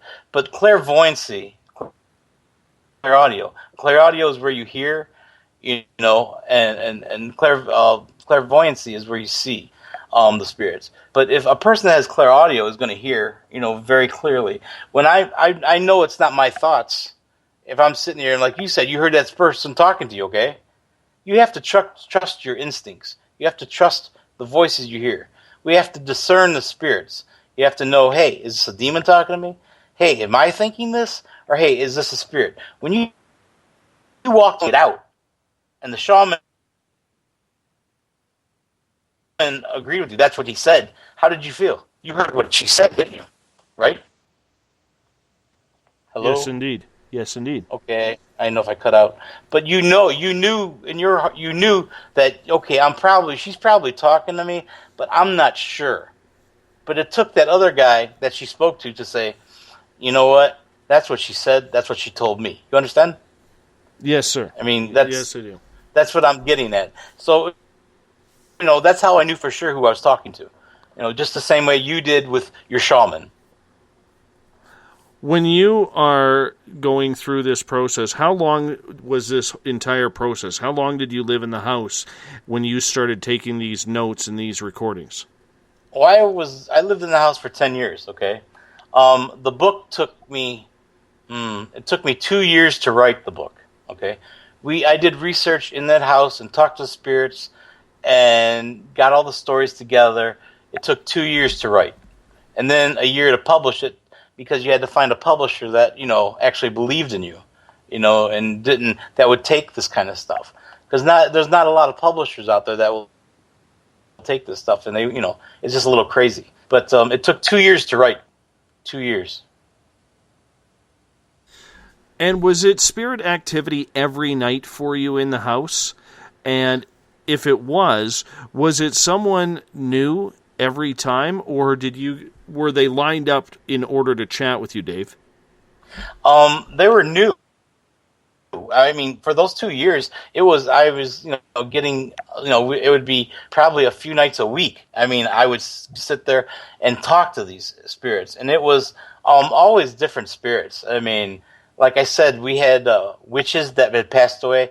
On the first Friday of every month, I went out and I told these demons that were in the yard I wanted to talk to them, and these witches that were passed away, I wanted to talk to them. So there's some stories in there about the passed away witches that I spoke with also in the book. But the spirits were different every night. I didn't have the same guy say, hey, look, I just talked to you last night. You want to get a cup of coffee now and hang out?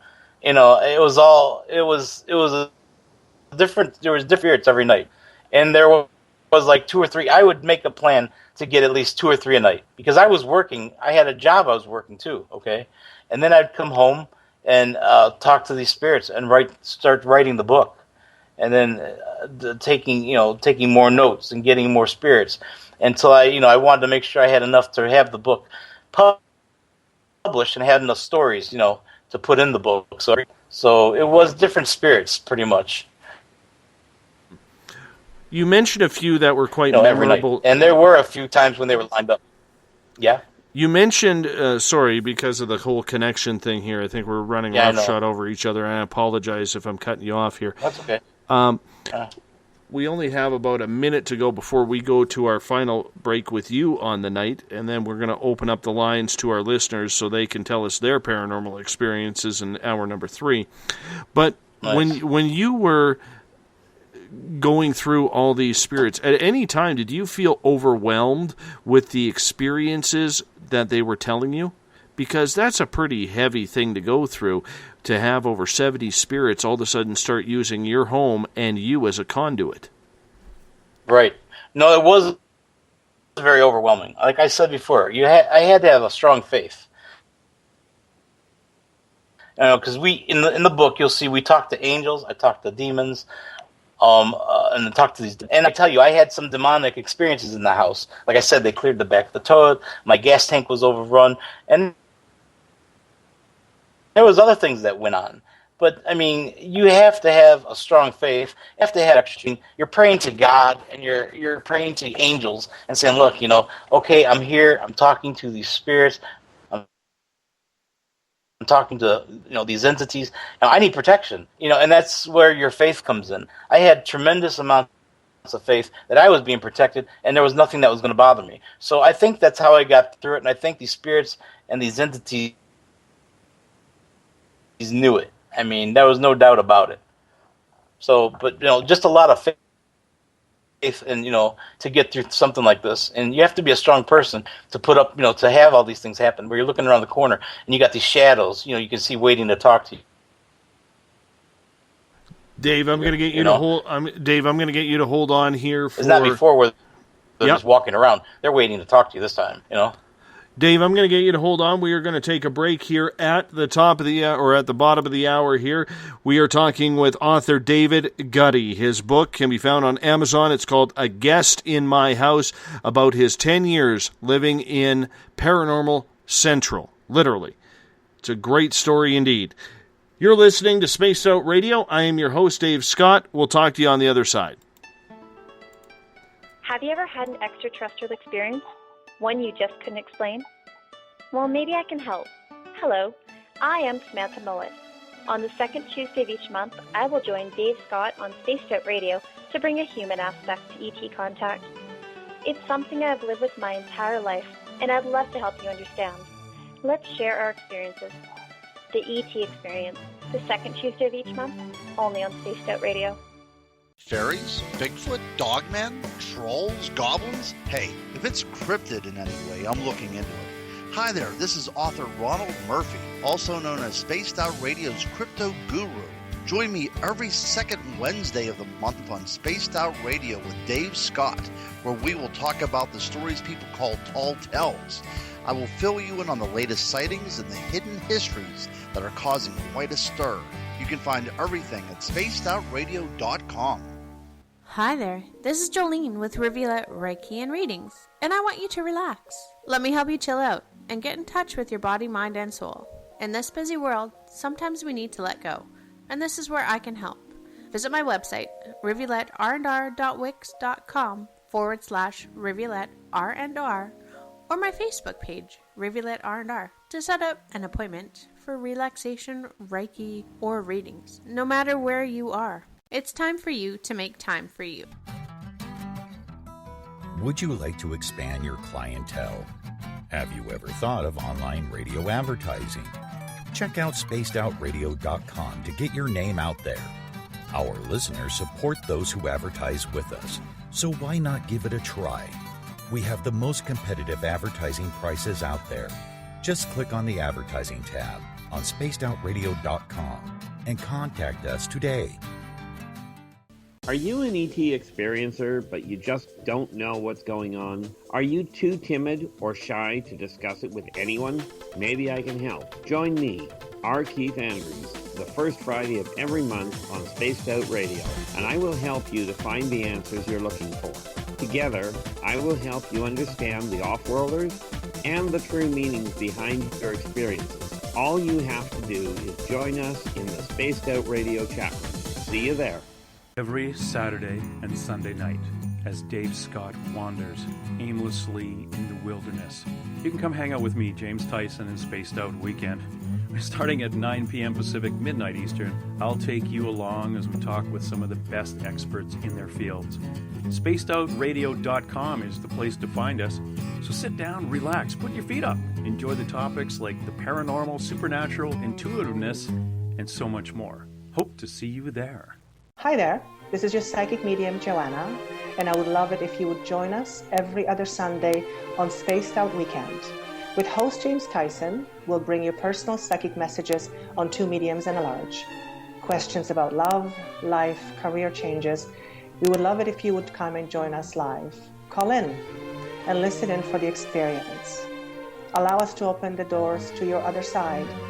Two mediums and a large, heard only on Spaced Out Weekend at spacedoutradio.com. Would you like to become one of our space travelers? All you have to do is click on the Space Travelers icon at spacedoutradio.com. For only $5 a month, you can get access to some great prizes, as well as private monthly shows, newsletters, and a members-only section on our website. Become a space traveler today.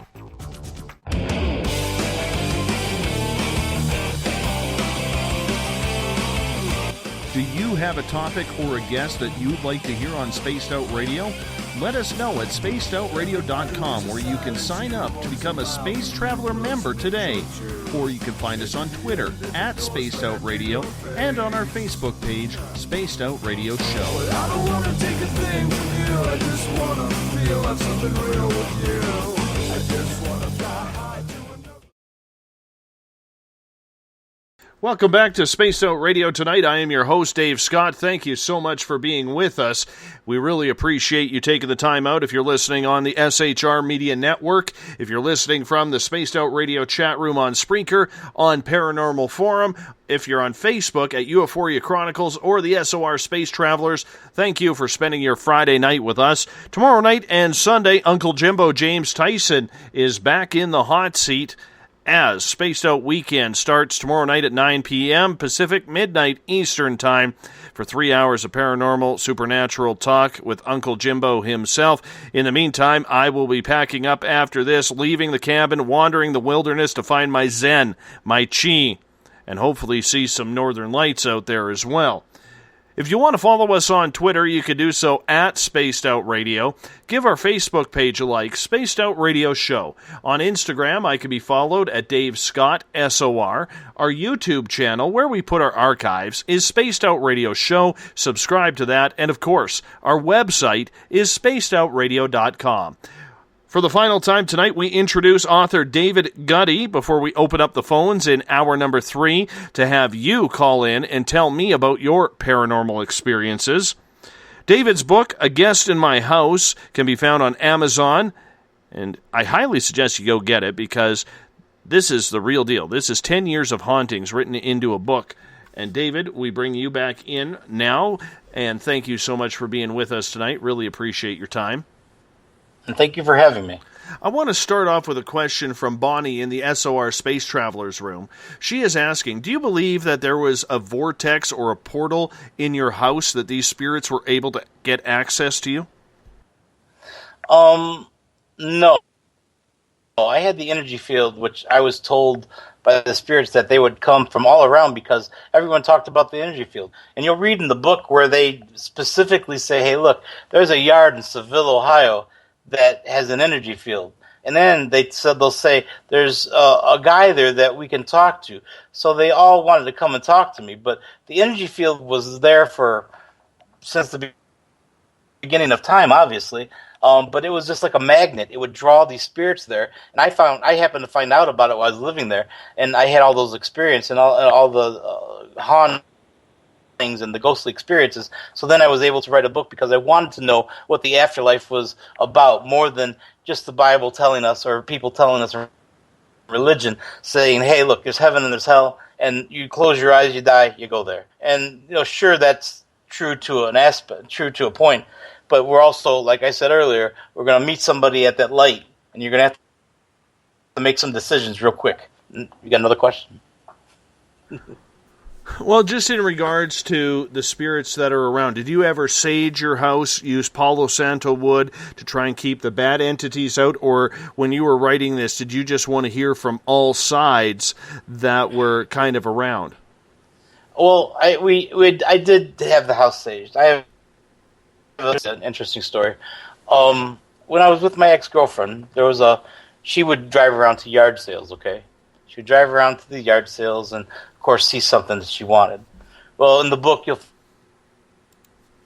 find this quite interesting. It's about a stand-up mirror. You know what I'm talking about. Mhm. Like when one you get dressed up in, the mirror will swing. It's like a full-length mirror. Okay. Well, she wanted this mirror. Gotta have it. So she took me, and I bought it. $20 for this mirror. Okay. And I didn't think nothing about it. It sat in my house, for a while, and then things happened where the girlfriend became the ex. And the mirror was still in the house. Well, I didn't, like I said, didn't think nothing about it. This mirror's sitting there, and all of a sudden, I go to, polish it one day to clean the glass. I hear, ouch. I'm like, polish the glass again, clean the mirror up. Ouch. I'm like, what's going on here? I could hear the mirror talking. I'm like, what's going on, So what happened was, I started talking to the mirror. And here what happened was, there's a spirit trapped in the mirror. There's a spirit trapped in the mirror. And I had bought the mirror. Of all the mirrors to buy, I bought the one that's haunted.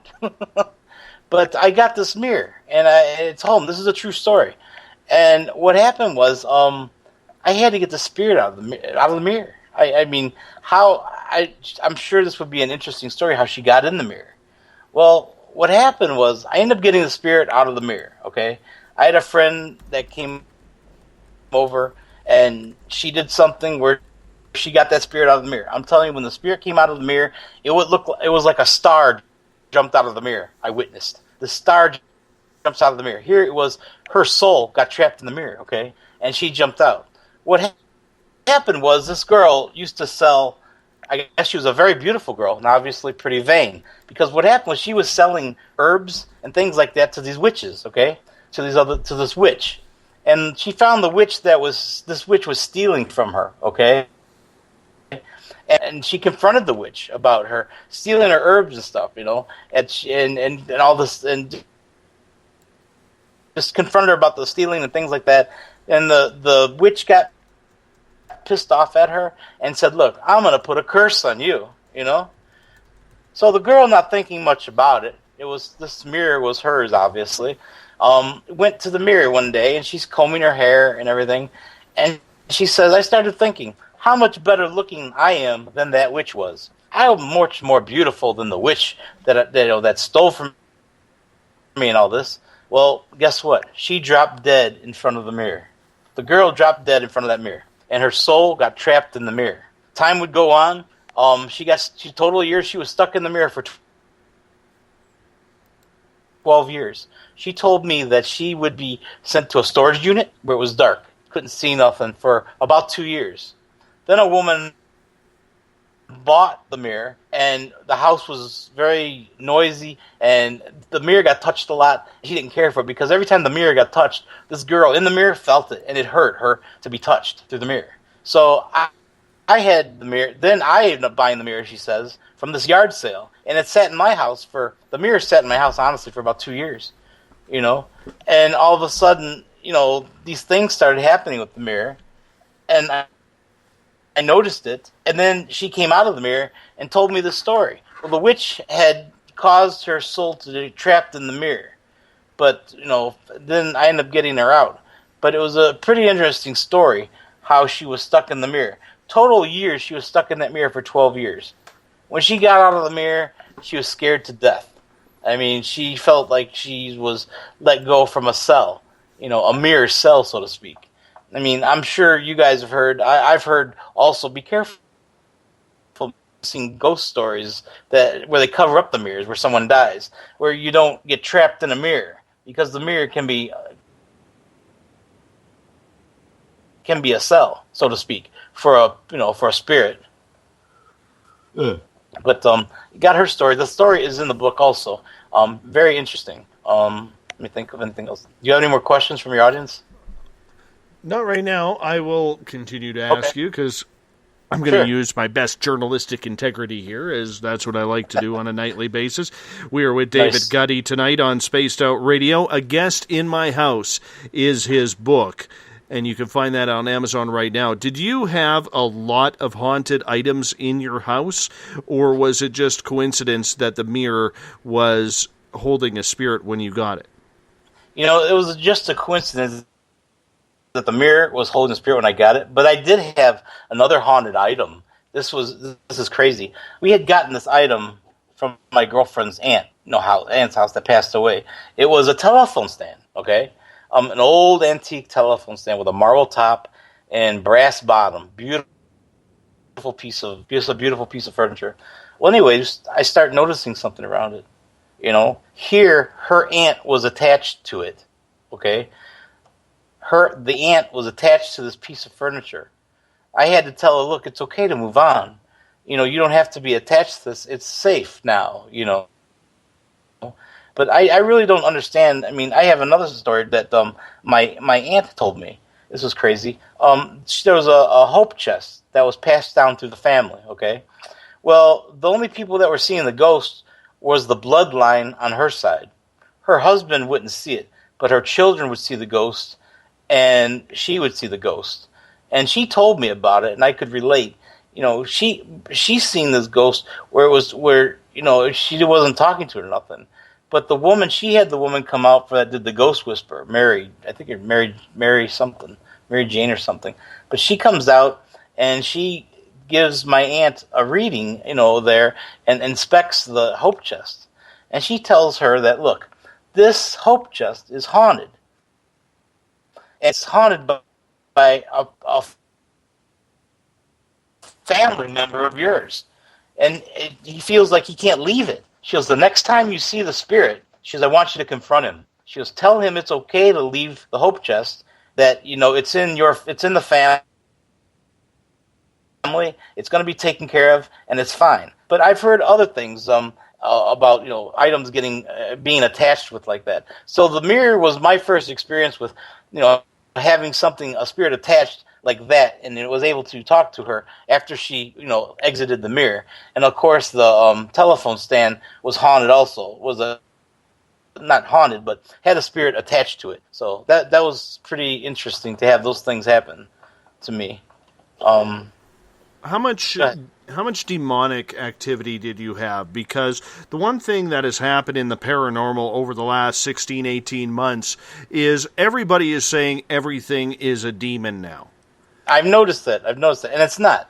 Okay, paranormal investigators will tell you, I mean, to identify a demon, if someone's got a haunting, the first thing I would ask them, what's going on, And if they tell me, well, I'm getting scratched, okay, 3 scratches in a row. Like, it looks like somebody took 3 nails and went down your back or went somewhere. You got 3 scratches on you. That's going to be the sign of a demon, okay? A demon will scratch you in a way where it's recognizable. Well, there's 3 scratches. So not every spirit is a demon. Remember, there's bad spirits out there, okay? And these bad spirits can move things in that. Now, a bad spirit, these spirits can't possess you. You don't have, if you have a haunted house, and if you got spirits or some relatives, obviously, that you know of, or someone else's relatives that are possessing your house, or I would say haunting your house, they can't possess you. The only ones that can possess you, and I tell you this because I know, there's 500 angels that fell with Lucifer, okay? They're calling the fallen 500, okay? That exited heaven with Lucifer. They are here on earth. They have jobs to do, okay? In the book, I speak with a couple of these demons, okay? And they tell what their jobs are, and they tell how they can possess. For instance, okay, we're all familiar with the story of The Exorcist, right? Yes. The boy that got possessed, that was a true story, and I tell you, the thing that possessed that boy started off with a Ouija board, right? Everybody knows he started playing with the Ouija board, and it started to overtake him. What happened was, there's the Greek gods, which are the fallen angels, which I talk about in the book, and I interview them. There's a spirit god called Ares. Ares was the one that possessed that boy and drove that boy crazy. Ares is the one that likes to possess the most and drive people mad. I mean, he's got stories that some of the book I can't recall totally, but I know he was the demon behind the exorcism, the movie The Exorcist, the true story. And the 12, they can possess too. The Greek gods, they can possess. But normal spirits can't possess. If they are caught possessing, They will be drug out of the body and taken away by angels, because the possessions just can't happen. So if a man says he's possessed by this, he's got a demon, which would be one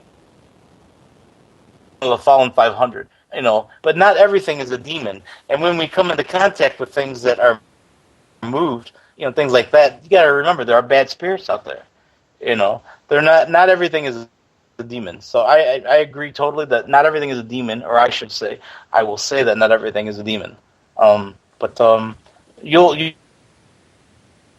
know, believe me, you'll know when you run across a demon. It's going to be like nothing else you have ever experienced. I mean, so definitely. when you had demonic activity in your home presenting itself to you, a lot of people who've had demonic activity say there is a difference in odor, almost like a rotten egg type odor. They notice things that have moved. There's a lot more poltergeist type activity. Could you go through some of the things that happened in your home when you knew that there was a demon around? Okay. Lucifer also created some demons. He has the power to create. Now, these demons are short. I mean, you can look at a person sometimes and you say, well, they're carrying demons with them. That demon might be, maybe they got a problem gambling or a problem smoking, or that demon's just on them, tempting them constantly, just living with them. You can look. These demons that Lucifer created are no more than probably 3 foot tall, okay?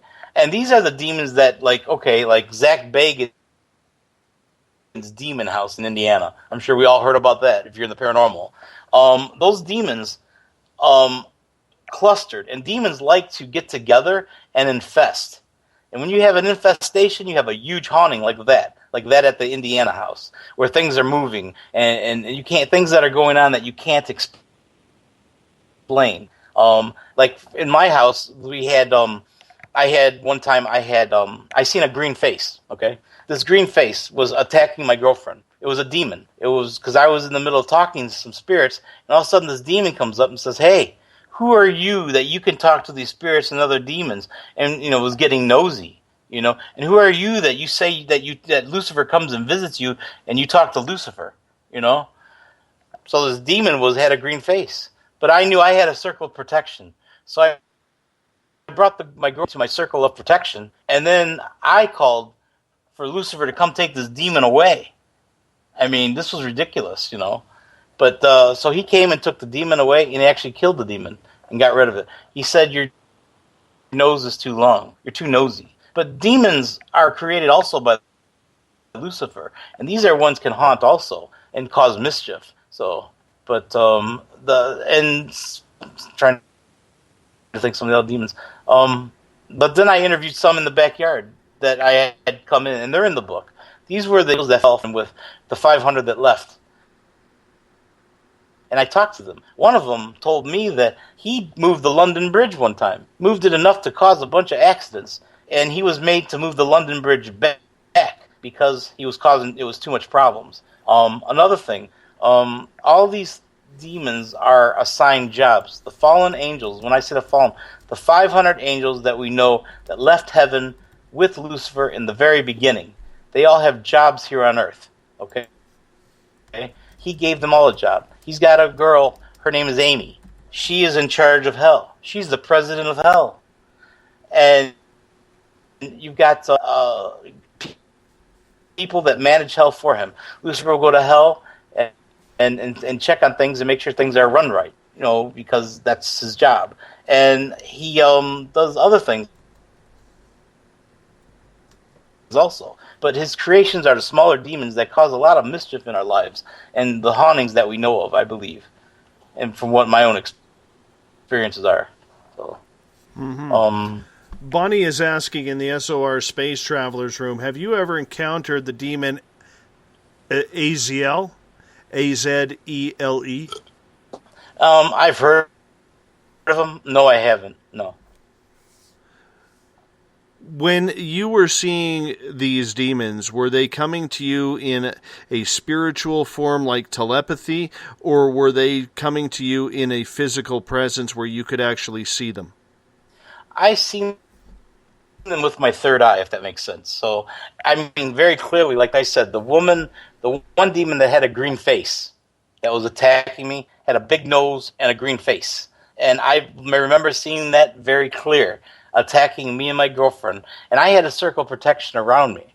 And when I grabbed my girlfriend and pulled her into it, that demon didn't like that because that demon could no longer hurt us. Even though we had the house protected and things like that, I mean, I don't understand how this demon, like I said, the backyard had all kinds of things in it. So I don't know what happened, but the demon got through and tried to cause a lot of problems. But again, we were a hot spot, and there was a lot of things going on in that house. Was it just in the house, or was it in the yard as well, where you were getting activity? In the yard also. Like I said, I interviewed witches. Okay, these witches had passed away, and they were spirits. They came in my backyard. I could physically see shadows. There was a group of 3 witches that I interviewed. I spoke with in the book, amongst others. But I seen them walking toward me. 3 shadow figures until they got right up on me. Then I could hear them talk to me. But from the distance, I seen 3 women in long dresses walking toward me from in the back of the yard. And they were these 3 witches that I end up interviewing. And their story is amazing because they tell me how how they became witches, or they were born witches or whatever. And these 3 claim to have they flew across the Atlantic Ocean. I'm like, wow, amazing. But there's so many stories in there besides the spirits, which are the biggest thing. The book is actually a collection of ghost stories, true ghost stories, and some entities also that, the demons and the angels that I spoke to that are in the book also. But yeah, I had a chance to see some things. Now these witches, actually, when I was in my kitchen table taking their stories down, I actually seen things move in front of me. Like there was a couple of napkins on the table. I had no ceiling fan going. I had nothing, no air coming in. Okay, I'm sitting there, and it's like as if you were sitting across from me and smacked the napkin around. It was a wadded up paper towel.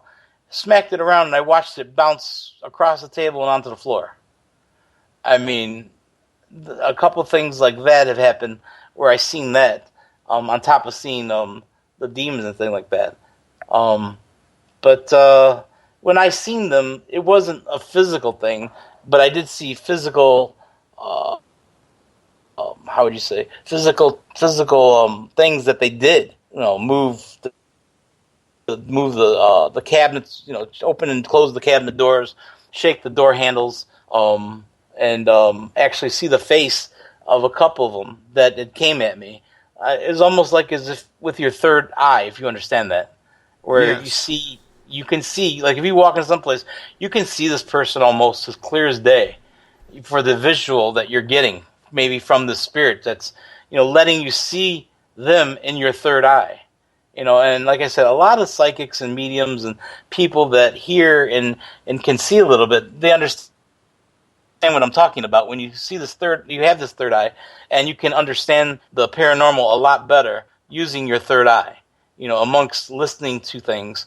So that's what a lot of things I've seen was with my third eye. But when I seen those witches, and I did see shadows in the backyard, I could see, and sometimes I think, it was a little boy sometimes in the back. Looked like he, and you see these witches and stuff, and you could actually feel them come up on you. I mean, your hair would stand up on your arms. But it was just amazing because you sit there and you hear them talk to you. You'd say, they would say, I heard you can talk to spirits. I hear you're writing a book. I want to know more about this. I want to give you my story. So then that's how I got the name A Guest in My House. I would tell them, well, come inside and be a guest in my house, and you could tell me your stories, I actually invited them in, but then they left right away. I didn't have, I had sometimes in the middle of the night, I would have spirits come to me. Like I said, you smell the perfume, you smell the cologne, or you smell something else on them. I had one spirit that wanted to come in, and he was, he's like, he sat down, he said, I'll tell you my story, but I want to know something first. I'm like, what do you want? He's like, do you have any bourbon? He said, I'd really like to smell some bourbon. I haven't had a drink in a long time, and if I could just smell some bourbon. So I said, absolutely, so I actually opened the bottle, and he sniffed the bottle, He said, oh, thank you so much. It's been years since I smelled any good bourbon, but I've had things like that, once again with the popcorn and with, the coffee and the bourbon, things like that, went on in the house, and smelling the perfume and everything's moving around. So it got a little crazy. David, thank you so much, my friend. We have completed 2 hours of a fantastic interview. Our guest tonight, David Guddy, A Guest in My House is his book. It can be found on Amazon. Very interesting how he communicated with spirits to write this book. David, thank you so much for being on Spaced Out Radio tonight. Really appreciate your time. Thank you for having me. I do appreciate the interview. Absolutely. We should do it again sometime, for sure. Anytime you'd like. Thank you so much. All right, take care. That's David Guddy on Spaced Out Radio tonight. We're going to come back right after this break. We're going to open up the phone lines to you for the final hour. I want to know about your paranormal stories. 1-702-302-4556. That's the number to call when I get back after this break. You're listening to Spaced Out Radio. I am your host, Dave Scott. Talk to you on the other side. Become more intimate and interactive with Spaced Out Radio. Join our Space Travelers Club with your new membership. For $5 a month, we'll provide you with special access to the website, monthly prize draws from books to psychic readings, along with monthly newsletter, private interviews, and more. Sign up today to be part of Spaced Out Radio's experience. Every month on Spaced Out Radio, we look into the deep and dark reports of cryptids roaming around the world with me, Rob Morphy, from Cryptopia.us. I would love it if you would join me and host Dave Scott as we delve into the most arcane stories and reports regarding creatures of the unknown. My job is to hunt down the details and bring the evidence forward to you. These aren't your regular Bigfoot stories I'm talking about either. You can find out more about crypto history at spacedoutradio.com. Looking for a place to advertise at a very reasonable cost? Look no further than Spaced Out Radio. SpacedOutRadio.com has an advertising tab that you can click to check out our daily, weekly, and monthly packages to play on the radio, or our website including social media. From commercial spots to banners, we have it all. Check out our competitive pricing today.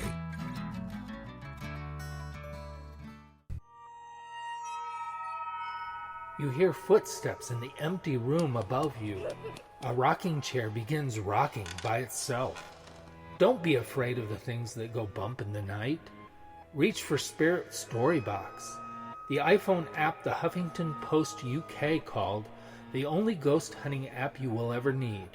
Spirit Storybox. The spirits are telling their stories. Are you listening? Strange creatures lurking in the night, the sounds of wood knocking in the forest, odd happenings right out of a fictional world. These are the reports I love. Hi there, this is author Ronald Murphy, and I would love it if you join me and Spaced Out Radio host Dave Scott the second Wednesday of every month on our journey into the unknown land of cryptozoology at spacedoutradio.com. From Mothman to Frogman and everything in between. Hey, they don't call me the crypto guru for nothing. Is the 24-hour world starting to wear you down? Let me from Rivulet Reiki and Ratings lend you a hand. Hi, this is Jolene, and if you're in need of Reiki or a realm reading, come to my website, rivuletrr.wix.com/rivuletrr, and let us help you out. At Rivulet, I specialize in healing your body, mind, and soul, no matter where you are. And be sure to check out the Rivulet R&R Facebook page for your best deals. Remember, it's time for you to make some time for you. Find yourself constantly looking up in the sky, looking for answers? Have you had extraterrestrial contact? Are you an abductee? Looking for answers to your experiences? Hi there, I'm R. Keith Andrews, Spaced Out Radio's resident ET expert. Join me live the first Friday of every month where I take questions from the Spaced Out Radio chat room and help you understand those from the far-off world. It's 2 hours of knowledge every experiencer should listen to. Hope to see you there. Did you know that Spaced Out Radio runs 7 days a week? Hi, it's James Tyson from Spaced Out Weekend. Every Saturday and Sunday night, starting at 9 p.m. Pacific, midnight Eastern, you can join me and my guests for some great chatter about what's going on out in the universe, or even in that dark part of the basement you really don't want to go back into. Well, let's find the answers to your experiences together. So come on up to Uncle Jimbo's cabin on the weekend. For more information, look us up at spacedoutradio.com.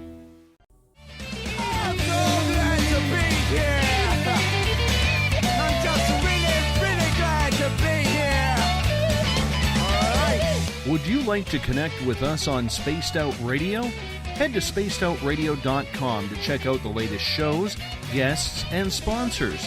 And don't forget to sign up for the Space Travelers Club. You'll find all you need at spacedoutradio.com.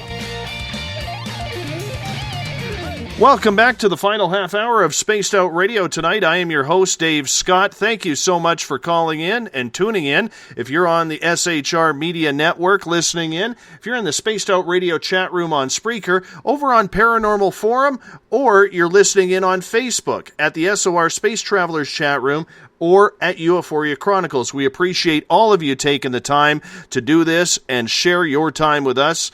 If you want to follow us on Twitter, you can do so at Spaced Out Radio. Give our Facebook page a like, Spaced Out Radio Show. On Instagram, I can be followed at Dave Scott, SOR. Our YouTube channel is Spaced Out Radio Show. That's where we put our archives. Subscribe to that. And our website is spacedoutradio.com. We're opening up the phone lines to you to talk paranormal and tell us your paranormal stories. We got a call right now from Bill Hauser, who has actually been a guest on this show. He does our live ghost boxes. Bill, how you doing? Very well. Always a pleasure to talk to you, my friend. How you been? How's the ghost hunting going?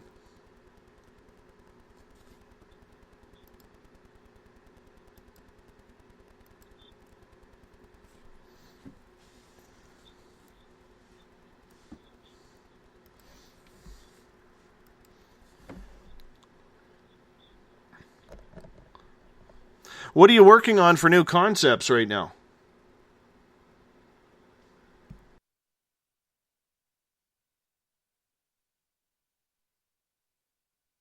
That has an echo effect to it, and it's actually designed for rehearsal amps for backstage for guitarists. And I'm running it through with my basically on my phone through it, and it's getting an echo effect, and it enhances the replies when I'm asking questions and that. So it seems to be working pretty good so far.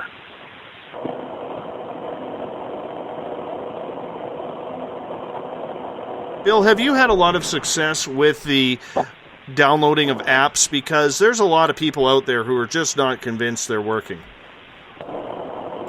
Well, I've tried quite a few of the free ones, and they haven't really given me very much success. So this is one of the apps that have actually worked for me to some degree. It has done very well, actually. So I'm actually quite impressed. By putting it through the basically the mini app, shall we say, with the echo effect, it enhanced its ability, shall we say, to get better results.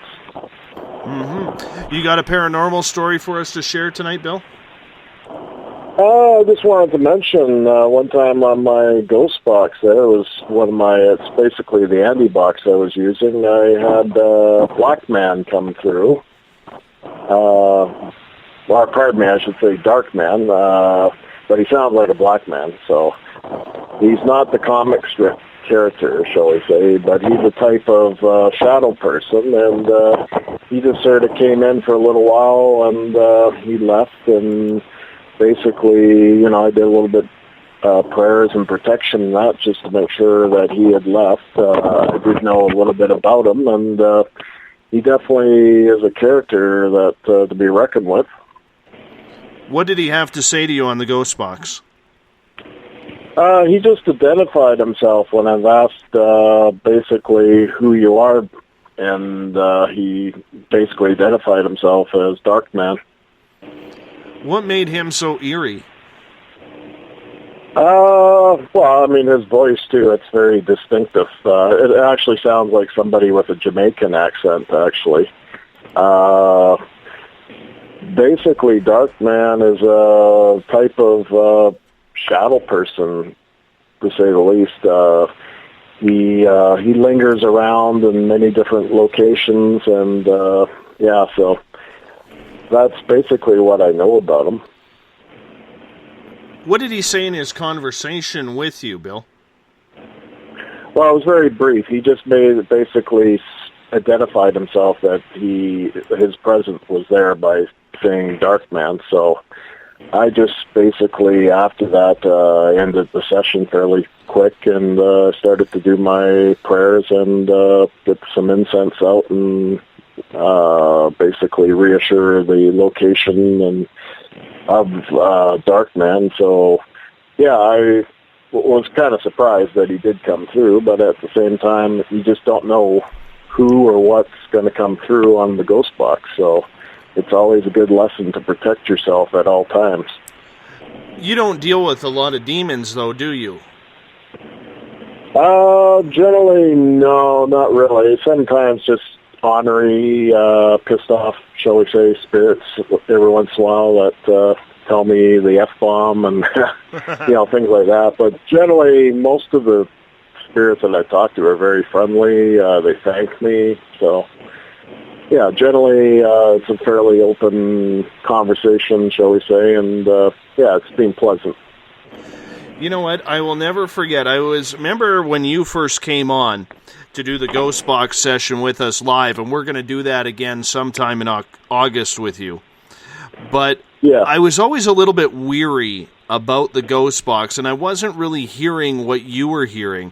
But the second time we had you on to do a live Ghost Box session, when I heard one of those spirits use my last name. Now, for those of you who don't know, I use a pseudonym on the air. Dave Scott is not my real name, but my real last name is very long and very Ukrainian.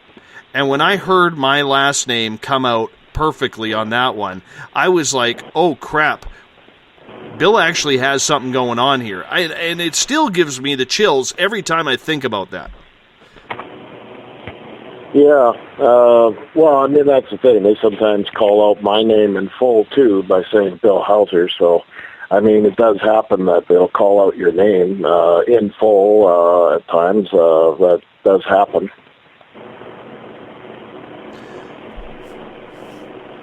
Bill, when you come on again, and for people who haven't heard you, and this will be my final question because I have another caller waiting right behind you.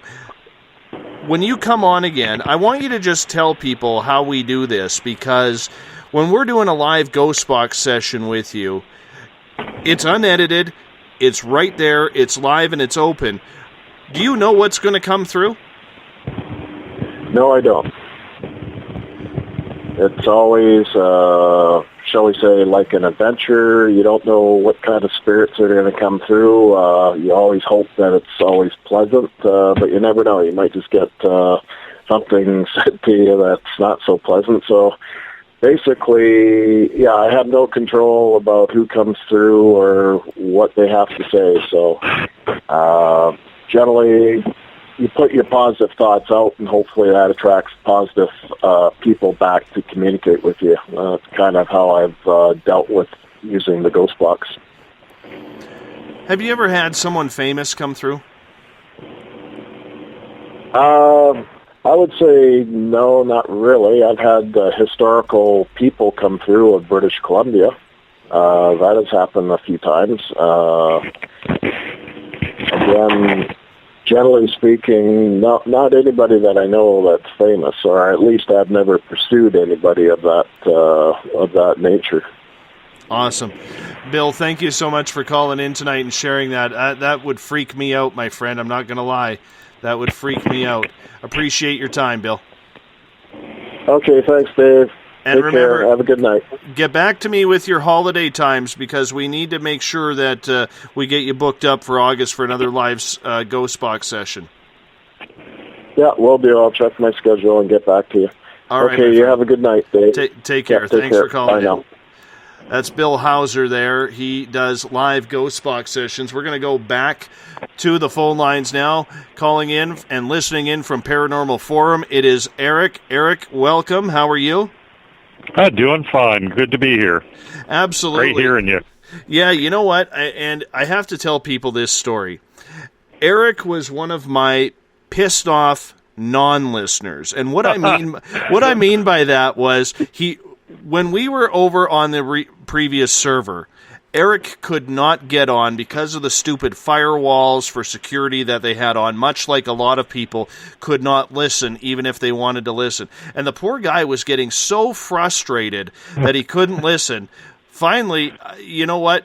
When we moved over to Spreaker, it was like the angels were singing above his head that he said, finally I get to listen to Spaced Out Radio, and now we finally get to hear your radio voice. How you doing, my friend? Oh, I'm doing great. Glad I could get through. Wow, yeah. Thanks for the intro. Yeah, we had fun trying to get through. I couldn't even get through on my tablet before because it would just get logged down and things wouldn't work. So this new server is working great. Well, and you know what? I have given Mrs. Spaced Out Radio, because I know you've inquired a couple of times, and I know other people have, but I've given Mrs. Spaced Out Radio until June 15th to get the SOR Space Travelers Club up and running. One of the things that we have to do in order to get it up, and I know you've been inquiring as well as other people, is we have to, because we are now an official licensed business in Canada, we have to make sure all of our banking records are up to snuff and everything is A-OK, because we now have to make sure that every dollar is accounted for by the tax man.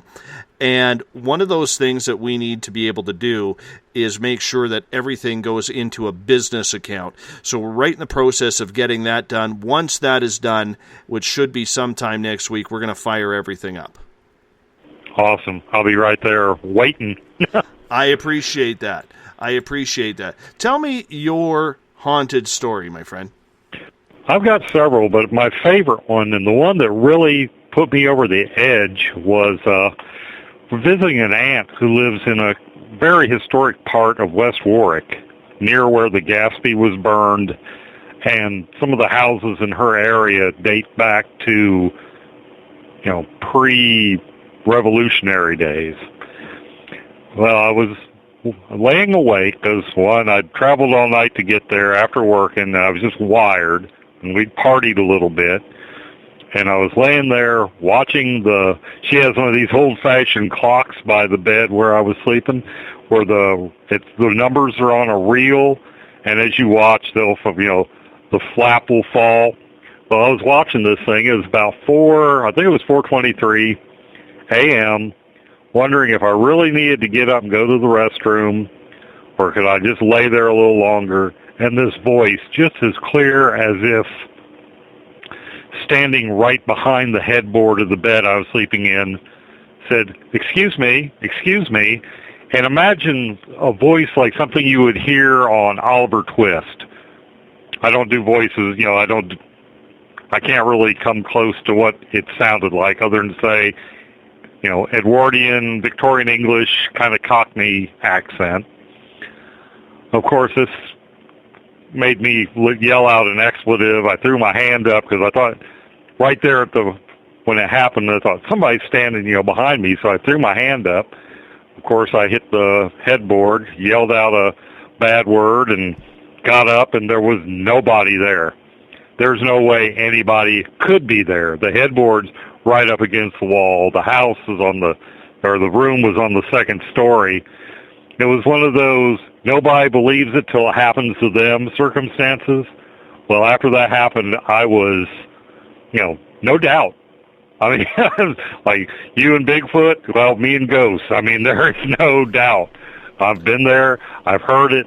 And I kind of hope next time I'm going to go up later this year and visit my aunt again. I'm hoping it tries to communicate again, because maybe this time I won't be such a jerk and scare it off. You know what? I know the same feeling, because I remember one time my wife had gone on a weekend vacation what had happened was her father was an airline pilot who flew the local flights, and he would fly Vancouver up to the Yukon. And my wife was born in the Yukon.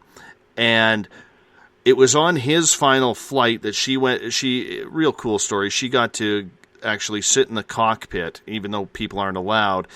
She actually got to sit in the cockpit for the final flight that her dad actually flew into their former hometown. And so here I am, all alone, no kids, no nothing. I'm sitting on my recliner, just kind of got my computer on my lap, doing some research because I'm still trying to figure out all this stuff. Hadn't started up Spaced Out Radio yet. Wasn't even a thought in my mind as we're trying to figure out. And then all of a sudden you get that feeling. And I swore there was someone leaning on the back of my chair, looking over my shoulder, seeing what I was doing, man. And I was so freaked out, I just started talking like, hey, how you doing? Are you liking what I'm looking at here? You know, like it just sends shivers down your spine when things like that happen, doesn't it? Yeah, something similar like that happened. If I got time, it's a pretty quick story. If I've got time, we got lots of time. Just fire it away. Okay.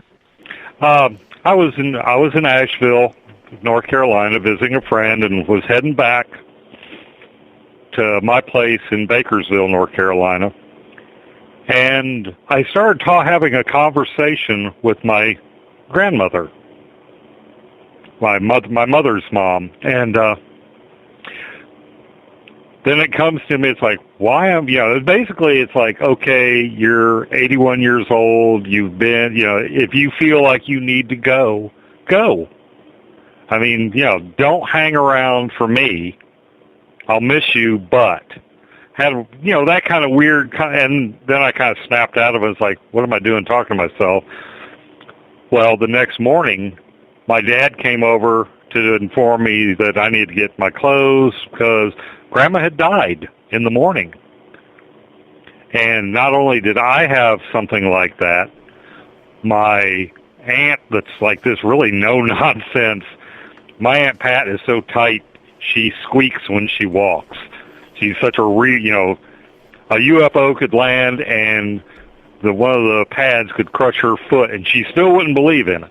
I know people. My mother had all the surviving sisters of my grandma's daughters had a similar occurrence at the same time.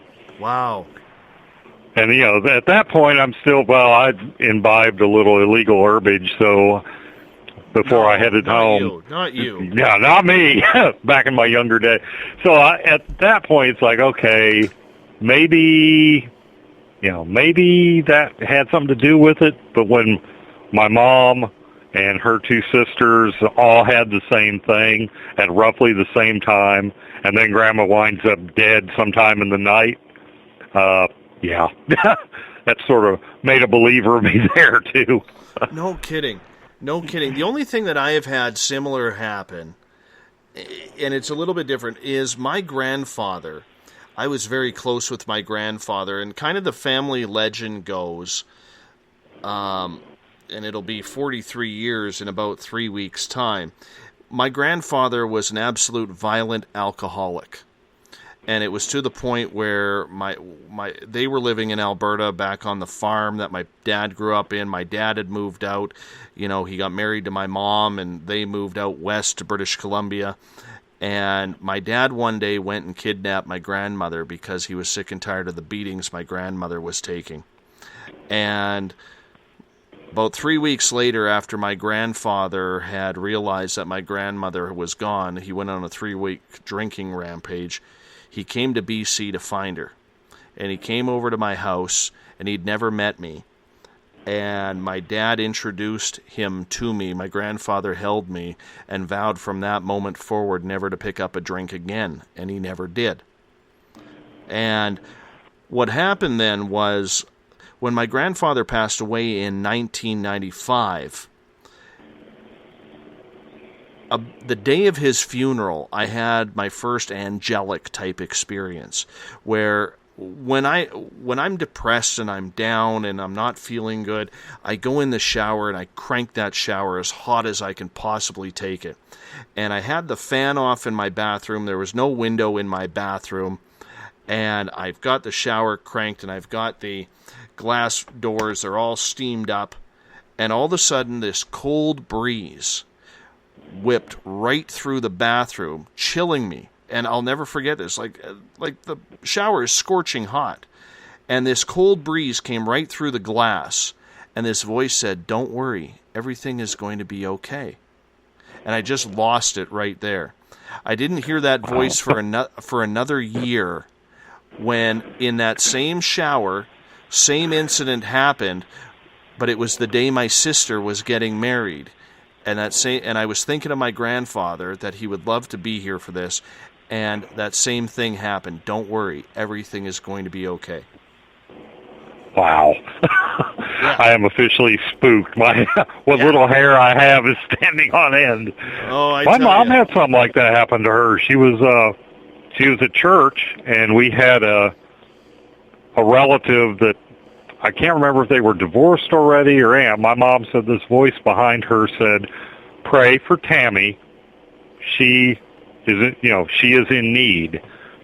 And Mom, being the devout Catholic she is, did what she was told. But she says she has no doubt that she's got a guardian angel, because she thinks that on more than one occasion it has spoken to her. No kidding. Yeah, we got a weird family. Hey, you're a pretty smart guy, and on Paranormal Forum, they call you the scientist. Do you believe in what you have studied and what you have listened to on the radio over the years, that there might be a tie-in between the whole paranormal and ufological field? Yeah, I think there's just because we're talking about something that I'm kind of a believer that, if I can articulate this correctly, if enough people believe in something, they can make it manifest. And I'm almost wondering if the quantum foam or whatever matter is created from doesn't react to what people want to see happen. Maybe on some level it's self-fulfilling. I'm not sure. It just seems like it seems like anytime you talk about UFOs, the paranormal, Bigfoot, there's linkages there. That's about the best way I can get the scrambled head of mine to put that down. I agree. And you know what? The one thing that I have found is that people who are opening up, it always starts off paranormal and then over time moves into the extraterrestrial. Yet the people who are strictly paranormal investigators, they may not have had any real psychic intuition opening up. They may not have had a soul opening up or a download or something along those lines, and that's why they stick to what they're comfortable with the paranormal. Now, that's just my thought. What is your thoughts on that? I think you're onto something there. I think it's a matter of perception. There's, like if you have a group of paranormal investigators, and I've been on a few, I'm usually the token scientist, but they will poo-poo somebody who believes in Bigfoot or somebody who believes in UFOs because that's not their particular flavor of the religion.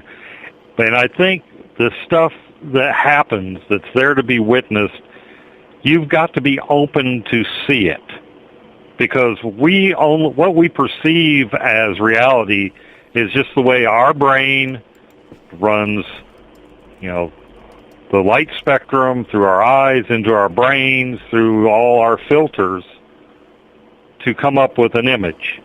And I think if you do not believe in UFOs or Bigfoot or ghosts, mostly more in ghosts, because I think they're more of an ethereal thing that you have to have your filters open to perceive, you're just not going to see it.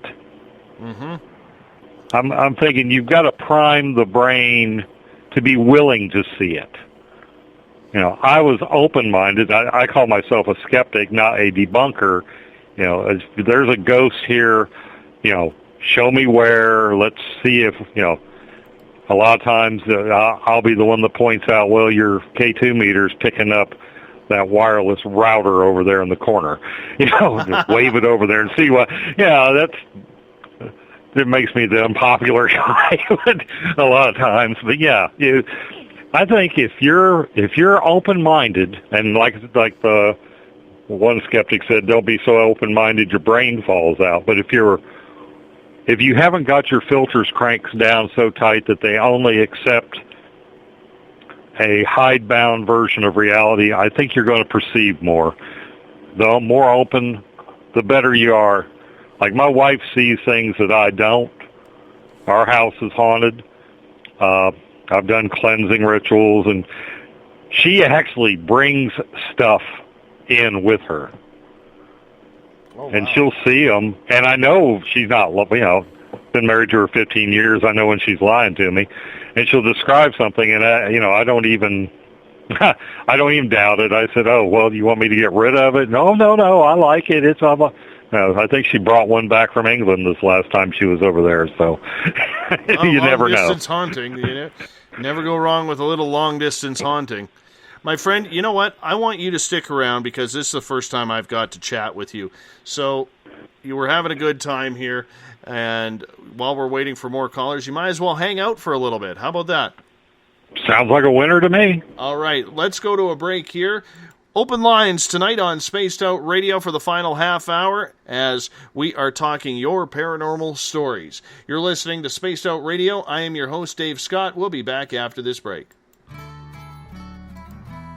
Are you interested in advertising on Spaced Out Radio? Head to our website at spacedoutradio.com and click on our advertising tab. There you will find an assortment of ways you can get your product out there with us. From the radio, commercials, to banners, to social media. Have a product you'd like our host to endorse? We can do that too. Visit spacedoutradio.com for more details.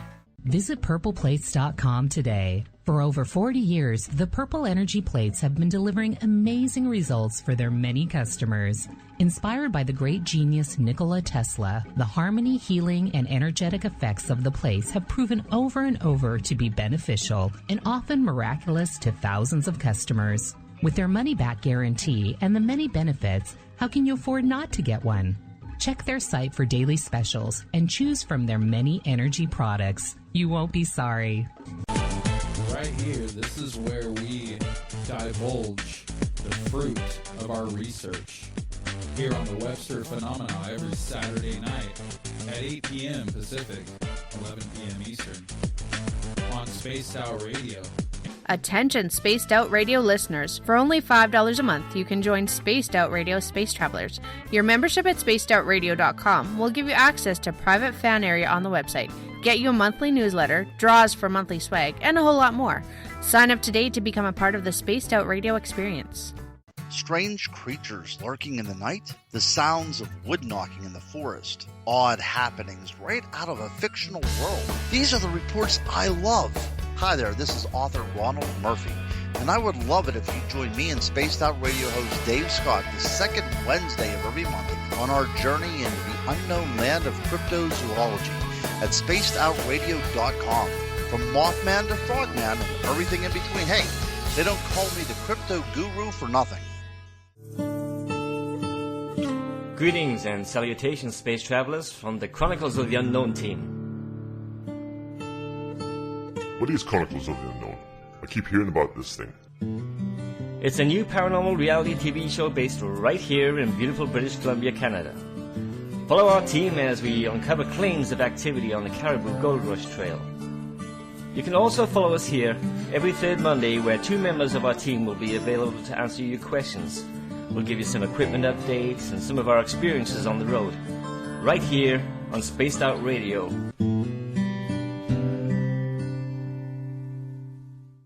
The last Monday of the month on Spaced Out Radio is a night of psychic vision, mediumship, UFO and ET contact, Bigfoot stories, animal communication, and so much more with me, Elizabeth Anglin. I'd love it if you would join host Dave Scott and I on the myriad of topics we delve into. Every month, we share new views that may help you understand your own experiences. So tune on in at spacedoutradio.com and stamp your cosmic passport. Did you know that Spaced Out Radio runs 7 days a week? Hi, it's James Tyson from Spaced Out Weekend. Every Saturday and Sunday night, starting at 9 p.m. Pacific, midnight Eastern, you can join me and my guests for some great chatter about what's going on out in the universe, or even in that dark part of the basement you really don't want to go back into. Well, let's find the answers to your experiences together. So come on up to Uncle Jimbo's cabin on the weekend. For more information, look us up at spacedoutradio.com.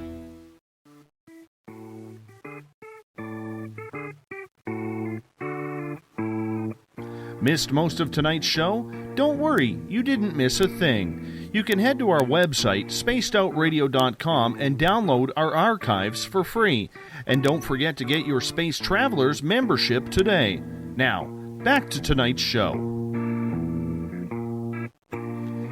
Final half hour of Spaced Out Radio tonight. We've rounded third. We are heading for home as we have open lines for you tonight on Spaced Out Radio. If you are tuning in on the SHR Media Network, thank you so much. If you're in Paranormal Forum, appreciate all of you sticking around on this Friday night. Same to you in the Spaced Out Radio chat room on Spreaker and on Facebook in Euphoria Chronicles and the SOR Space Travelers group. Good to have you with us tonight as we have open lines with you. Remember, you could follow us on Twitter at Spaced Out Radio. Give our Facebook page a like, Spaced Out Radio Show. On Instagram, we can be followed at Dave Scott, SOR. Our YouTube channel, where we put our archives, is Spaced Out Radio Show, and our website is spacedoutradio.com. We're opening up the lines to you. Right before we went to break, we had Eric, who listens in on Paranormal Forum, call in, tell us a couple of haunted stories that he's had. Now, you work in a hospital. Yes. Have you ever seen anything strange in a hospital? Because the one thing that I didn't really realize this until my son was born, Eric, a couple of years ago. And believe it or not, on one end of the hospital, here we are with Mrs. Spaced Out Radio in labor, trying to give birth to our son who is stubborn about it. And on the end of the hospital, okay, so my daughter, who at that time was 14 years old, she was, paying attention to us, but on the other end of the hospital, her 99-year-old great-great-aunt was passing away. So we have, on her mom's side, the great-great-aunt passing away. On this side of the hospital, we have my son about to be born. My poor daughter is running in between because she's feeling, like, let's face it, the day was, very bittersweet for her. It started very bitter and ended very sweet. But you working in a hospital, do you see a lot of spirits, ghosts, or a lot of confusion going on in the spirit world inside your hospital? I have had encounters. I worked in a hospital on the coast of North Carolina in New Bern, and the way the lab was set up, when I was running hematology specimens, I could look through the door, and I'll say this now, the only door into the microbiology department. And I had to cover both areas. So I'm sitting there running a CBC, and I look over and I see somebody walk across, the doorway. So I go around the counter and I go in to see, what's going on. There shouldn't be anybody in micro because micro is my responsibility. There's something needs to be done there. I should be doing it. There's nobody in there. Okay, when it happens once, you can put it off as a figment of your imagination or the eye's not focusing right. But it happens so many times that at one point I finally just got to the realization that somebody just loved micro so much that after they passed on, that's where they want to spend their time. Personally, after I go, I'm going to be at a rock venue or a go-go club or a casino. I'm not going to haunt a micro. I'm not going to haunt a hospital laboratory. But I've had things like that. In this hospital we're at right now, it's only about 4 years old. We're not even really a hospital yet. We're an ER and an outpatient surgery center, but they're adding on. We're going to start having inpatients in a couple of years. I was walking from the vending machines this isn't too long ago. Matter of fact, I think I told Roswell over at Paranormal Forum that this had happened. I'm walking back. I hear footsteps behind me. This time of night, who should be over there? I look, and there's nobody there. So, but I heard it wasn't an echo of my footsteps because it was a different kind of shoe sound. So I think if people die in a hospital, if they die from trauma or just it happens so fast, they go breathing 1 minute, dead the next, maybe they're wandering around wondering, when do I get discharged? When do I get to go? Because I've had similar things happen at other facilities, older facilities especially. Mm-hmm. I've been in attendance when I've held patients in my arms when they died. Some of my first hospitals I worked in, if there was a cardiac code, the lab had to go and respond. We were part of the crash team. And I've been there when when you see that moment that the vitality leaves the body. No and it's just like somebody flicking a switch. It goes from this is a living person's going through the last struggles of their life to it's an empty shell, and it's something to witness. Mm-hmm. I mean, in fact, go ahead. Have you ever seen a spirit leave the body when you've been in that situation?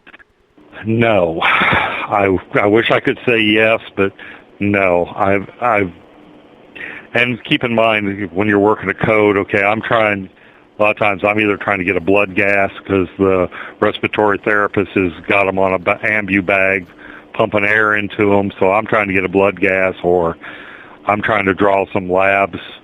You don't put them down as dead right away. You try to do what you can. So I'm a little bit distracted, but there's been a few times that I was in between, maybe waiting. One time I was waiting my turn to do CPR.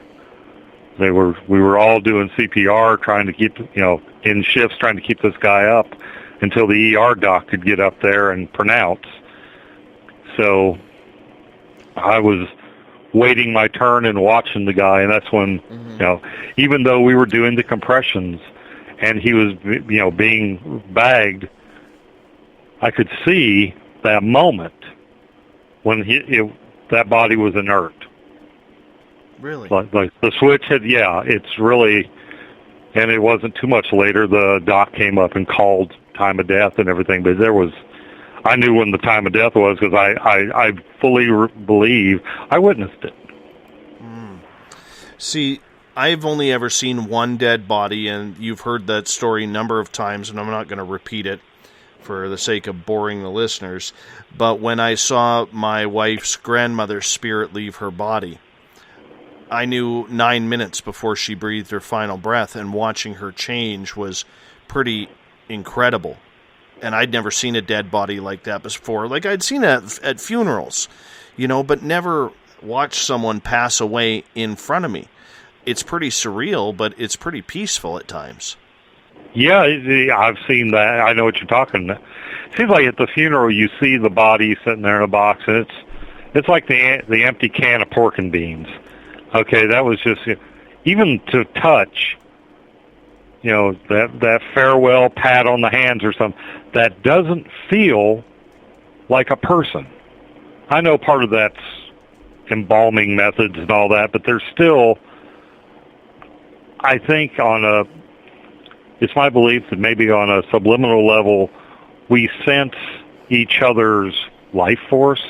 I don't want to get too out there, but and I think once you get to that point where it's the body in the casket, it's the empty can. There's nothing there. Mm-hmm. And I think on some subliminal level, some subconscious level, we know that.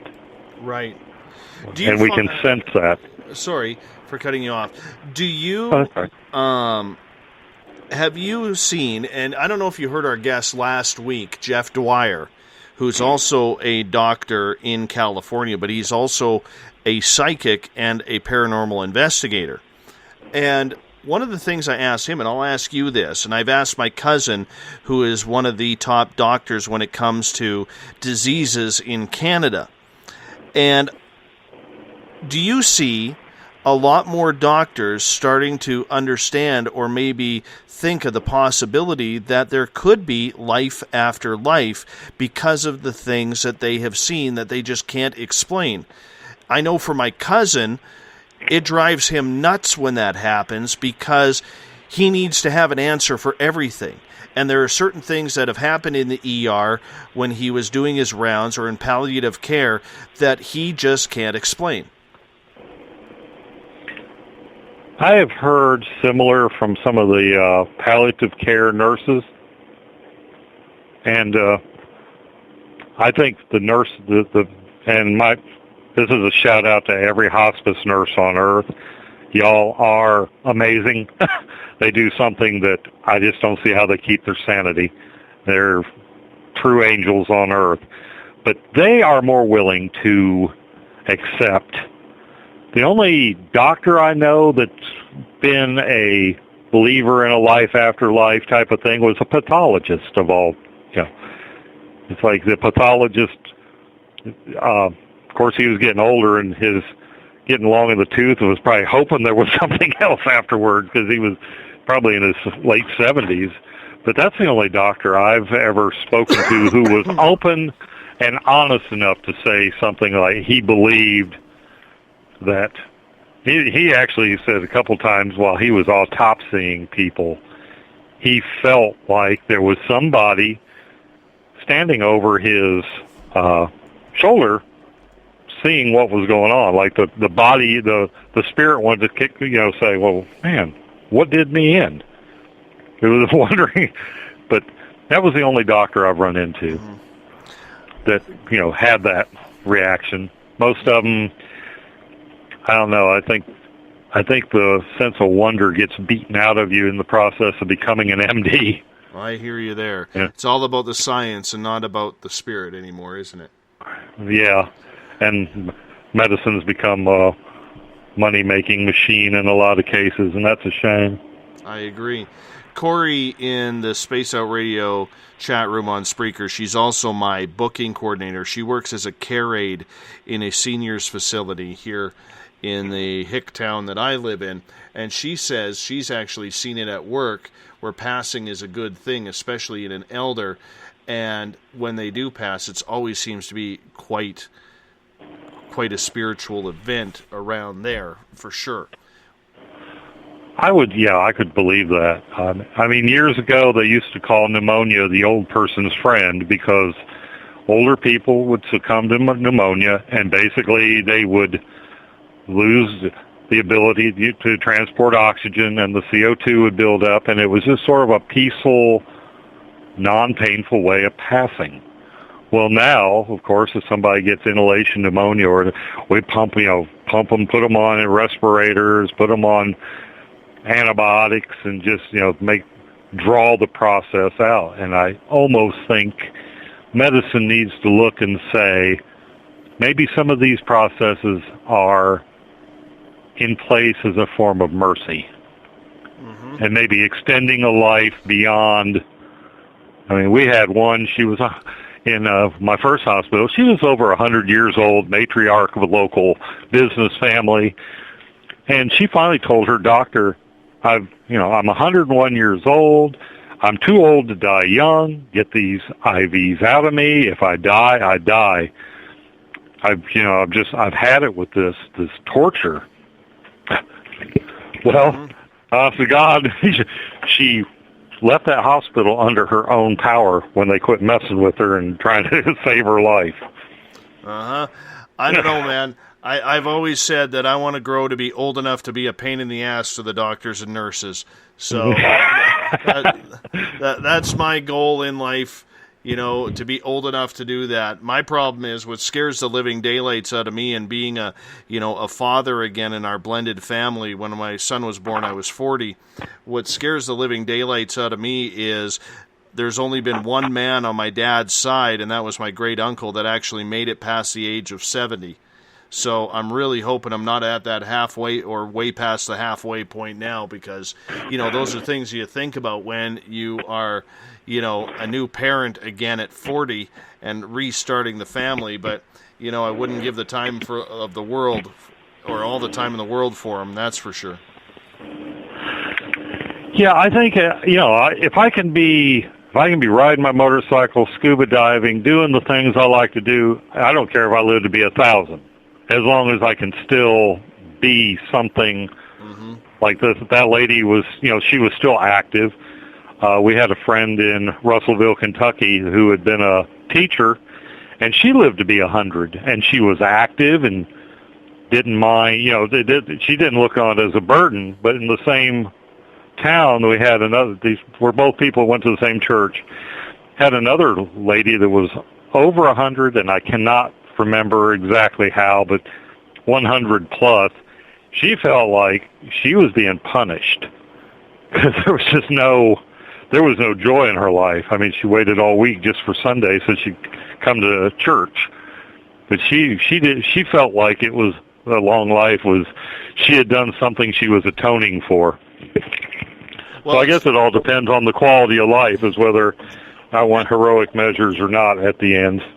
Corey just put in the Space Out Radio chat room on Spreaker. She says, one of my patients said she would have jumped off a barn years ago if she knew she would have been 95 sitting in a wheelchair in a home. Yeah, I can identify with that. My father was a very, he's still alive. I don't want to make the impression he's dead, but he took one of the triglyceride lowering drugs. And one of the, now they say if you experience muscle weakness and all this control, well, they didn't have that warning when he was first put on this stuff. He went from moving to the mountains of North Carolina so he could hike and enjoy to if he walks 20 feet, he's, done. And he says if it weren't for my mother being there and wanting him to hang around, the lights could go out at any time, and he's ready. But, there again, it gets down to quality of life. Well, you know what? It also talks about the life of Big Pharma, too, because there's so much stuff going on there that, I mean, we're going to do an entire program. I actually just, earlier this week, booked a lady named Dr. Layla Ali, who is outspoken against Big Pharma and the medicines that they are providing, saying that a lot of them do not work, they're just there for profit. She'll be on the show on July 5th. So it's a good hangover from the 4th of July down there to get riled up with some Big Pharma talk. And I've wanted to do that topic on this show for a long, long time, but you have to find the right person who will do it, and she's fired up about coming on the air. She's done it a few times before, and, I'm interested to see what she is going to say, because for me, and you work in the medical field, Eric, but for me, and I debated this with my cousin. Like I said, he works with diseases up here in Canada. He's one of the top-rated doctors. He was actually offered a position on the Canadian Olympic team as one of their team doctors. But the one thing that I will say is I am convinced, take the dollars out of Big Pharma, I think there is a cure for AIDS. I believe there is cures for a number of these cancers. I believe there is cures for other things, whether it's something like gout or shingles, or even, whatever kids have to go through traumatically with brain injuries or autism. But the money is too big to turn down, that it has these big pharma companies playing God with everybody. Now, you work in the medical field. I'm not trying to put you on the spot here, but do you think people with my type of thought, and it's conspiratorial, are really more in the reality than what we expect? I think that's bang on. Why, as a pharmaceutical company, why would I sell you a cure once when I can sell you a palliative for the rest of your life? I once heard an oncology professor. I was at a seminar at Vanderbilt when I used to work there.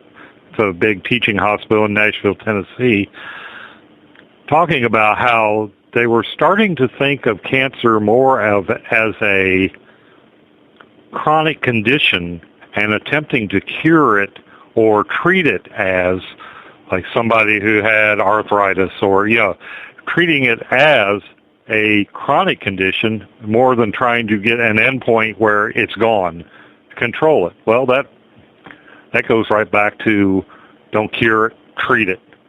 Sell somebody drugs, and I've worked in cancer labs, cancer units before, and I know a lot of people that, man, they'll do whatever it takes to see that next grandchild born or make it to this milestone that they want to see. And the pharmacy can talk them into taking just about anything with the idea that it might get them there. So, yeah, I'm not a big fan of big pharma. Says the guy takes a dozen pills a day to keep himself alive. Do you think, though, that the big pharma is scared of what marijuana could actually do to help people? Well, there's been some studies that show that it's a more effective antidepressant than Prozac. I don't think you can go wrong in a lot of cases if you go back to an herbal, something natural. I've heard guests on other shows say, if there's something out there that ails us, nature provides its counterpoint or its cure or its treat. I think a lot of the pharmaceuticals take, well, I know they do. They send ethnobotanists out, people to find, why do these people don't have bad breath? Or, they'll find there's a compound in some leaf they eat that keeps them. Kind of like that movie Medicine Man, I think it was, years ago, where they were down in South America looking for cancer cures. They find the compound. Well, it's not good enough to take that natural compound. Now we've got to spend several $1 billion learning how to synthesize it, take it through medical studies, ramp up this huge bill that has to be paid somehow. So then we come out with Taxamir or whatever other, name a drug. Most likely it's had one heck of a long development process. So yeah, I'm kind of a big go back to nature and look for a cure, maybe, the way to put it. I think that there is a lot of things that could be done with marijuana that the government and big pharma is putting a lot of disinformation out there. I'm going to say this. I'm not a pothead. I don't smoke pot. A lot of my friends do. Family members do. Up here in British Columbia, finding pot is like finding, you have better chances of finding marijuana than you do a four-leaf clover. It's everywhere up here. Or dandelions in your yard, or whatever you want to call it, whatever analogy you want to use. But I'm a firm believer that it is a wondrous event and a wondrous plant that can be used for absolutely everything. And until we start realizing that, it's, in my opinion, it's not a drug, it's not a gateway drug, but if it can help people, that's what it should be there for. And it should be legalized everywhere. I think so. And if it's a gateway drug, it better hurry. Willie Nelson's, 80-some years old? And, the spokesman for, weed in America, pretty much. Keep jokes aside, the plant, the hemp plant, it's a synthetic oil. Oh, my God. One of the things I wanted to do was do a history paper on. My thesis was that the reason marijuana was so vilified after Prohibition was the alcohol lobby. After an initial spike in sales, people were like, we were smoking weed back when Prohibition was in force, getting a nice high and not getting hungover and sick and everything. So people were starting to, not coming back in droves to the alcohol like they had been pre-Prohibition. And it was the alcohol lobby, and it was one of the people on the, and I looked into this too, also the paper lobby were dead set against marijuana because marijuana, or the hemp plant, can be used to make fabrics, biofuels. It's just a fantastic Swiss Army knife kind of material. But that was going to put some people in the paper industry, the pulpwood industry, out of work, and it was also starting to infringe on the alcohol sales. So there was this big political lobby, let's vilify this stuff and get it as a class 4, some kind of controlled size, something that you can't just grow in your backyard because anybody could. It's one of those things it's a weed, and you don't have to cultivate much to give it much attention to get it to grow really well. So that was God help having the people in charge of something. Well, you know what? Probably, and I got to start to wrap up this show, Eric, but probably one of the most interesting statistics that I have heard recently about marijuana and hemp is that it is actually, when you plant a forest of hemp, it actually cuts down CO2 and replaces it with oxygen 10 times faster than trees. Oh, I wouldn't doubt it. Yeah, I would believe that. There's a lot of surface area on a hemp plant leaf, and transpiration. That's one of the first things we learned first semester of biology is how plants turn CO2 into oxygen. That would be one of the best things they could do. Well, it doesn't burn, as obviously it burns. But it doesn't burn like normal brush fires will. They used to plant it along the railroads in Michigan, so if a hot box on a rail car sent sparks out, it would hit the hemp, which would smolder instead of causing wildfires. That was one of the things you did when you grew up in my part of Michigan. You walked down some of the old spur lines looking for hemp. Eric, I gotta call this the night here, my friend, but I want to say thank you and the rest of the team at Paranormal Forum for listening in. Thank you so much for calling in tonight. It was finally good to hear your voice. Well, thank you very much. It was quite the pleasure. Let's do it. Let's unique do it again. Experience in my life. Hey, yeah, anytime. All right, my friend. Take care. All right. Have a good night. You too. That's Eric. He listens in on Paranormal Forum, one of the many shows or rooms that follows us, along with Spaced Out Radio's chat room on Spreaker, SHR Media Network, Euphoria Chronicles, and the SOR Space Travelers. Thank you so much for everybody who participated tonight. What a great night of radio. David Guddy was our guest for the first 2 hours, talking about his book, A Guest in My House. Fantastic interview there. And then Bill and Eric calling in on the open lines. Always a pleasure to get you guys on the air. Love hearing from the audience. Saturday and Sunday night, Uncle Jimbo, James Tyson, is in the hot seat here in the cabin. I've got my backpack packed. I'm about to head out. You know what? It snowed here today. I woke up to snow this morning. It's May frickin' 20th, and I woke up to snow this morning. So I got to bring my snow boots back out before I head up to the mountains to try and find a cave, get my Wi-Fi to listen to Spaced Out Weekend with Uncle Jimbo Saturday and Sunday night. I'll be back in the hot seat Monday.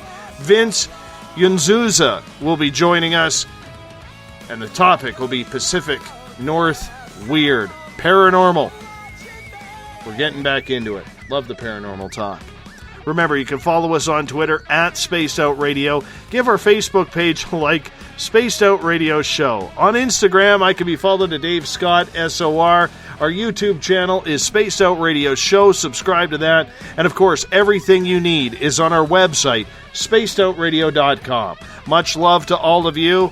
Take care, good night, and have a safe weekend. Let's wrap it up with the man, the myth, the rock legend, Bumblefoot, taking us out. Little brother is watching. Good night. For you to break. Stay in line, don't make a mistake. We're watching. We watched you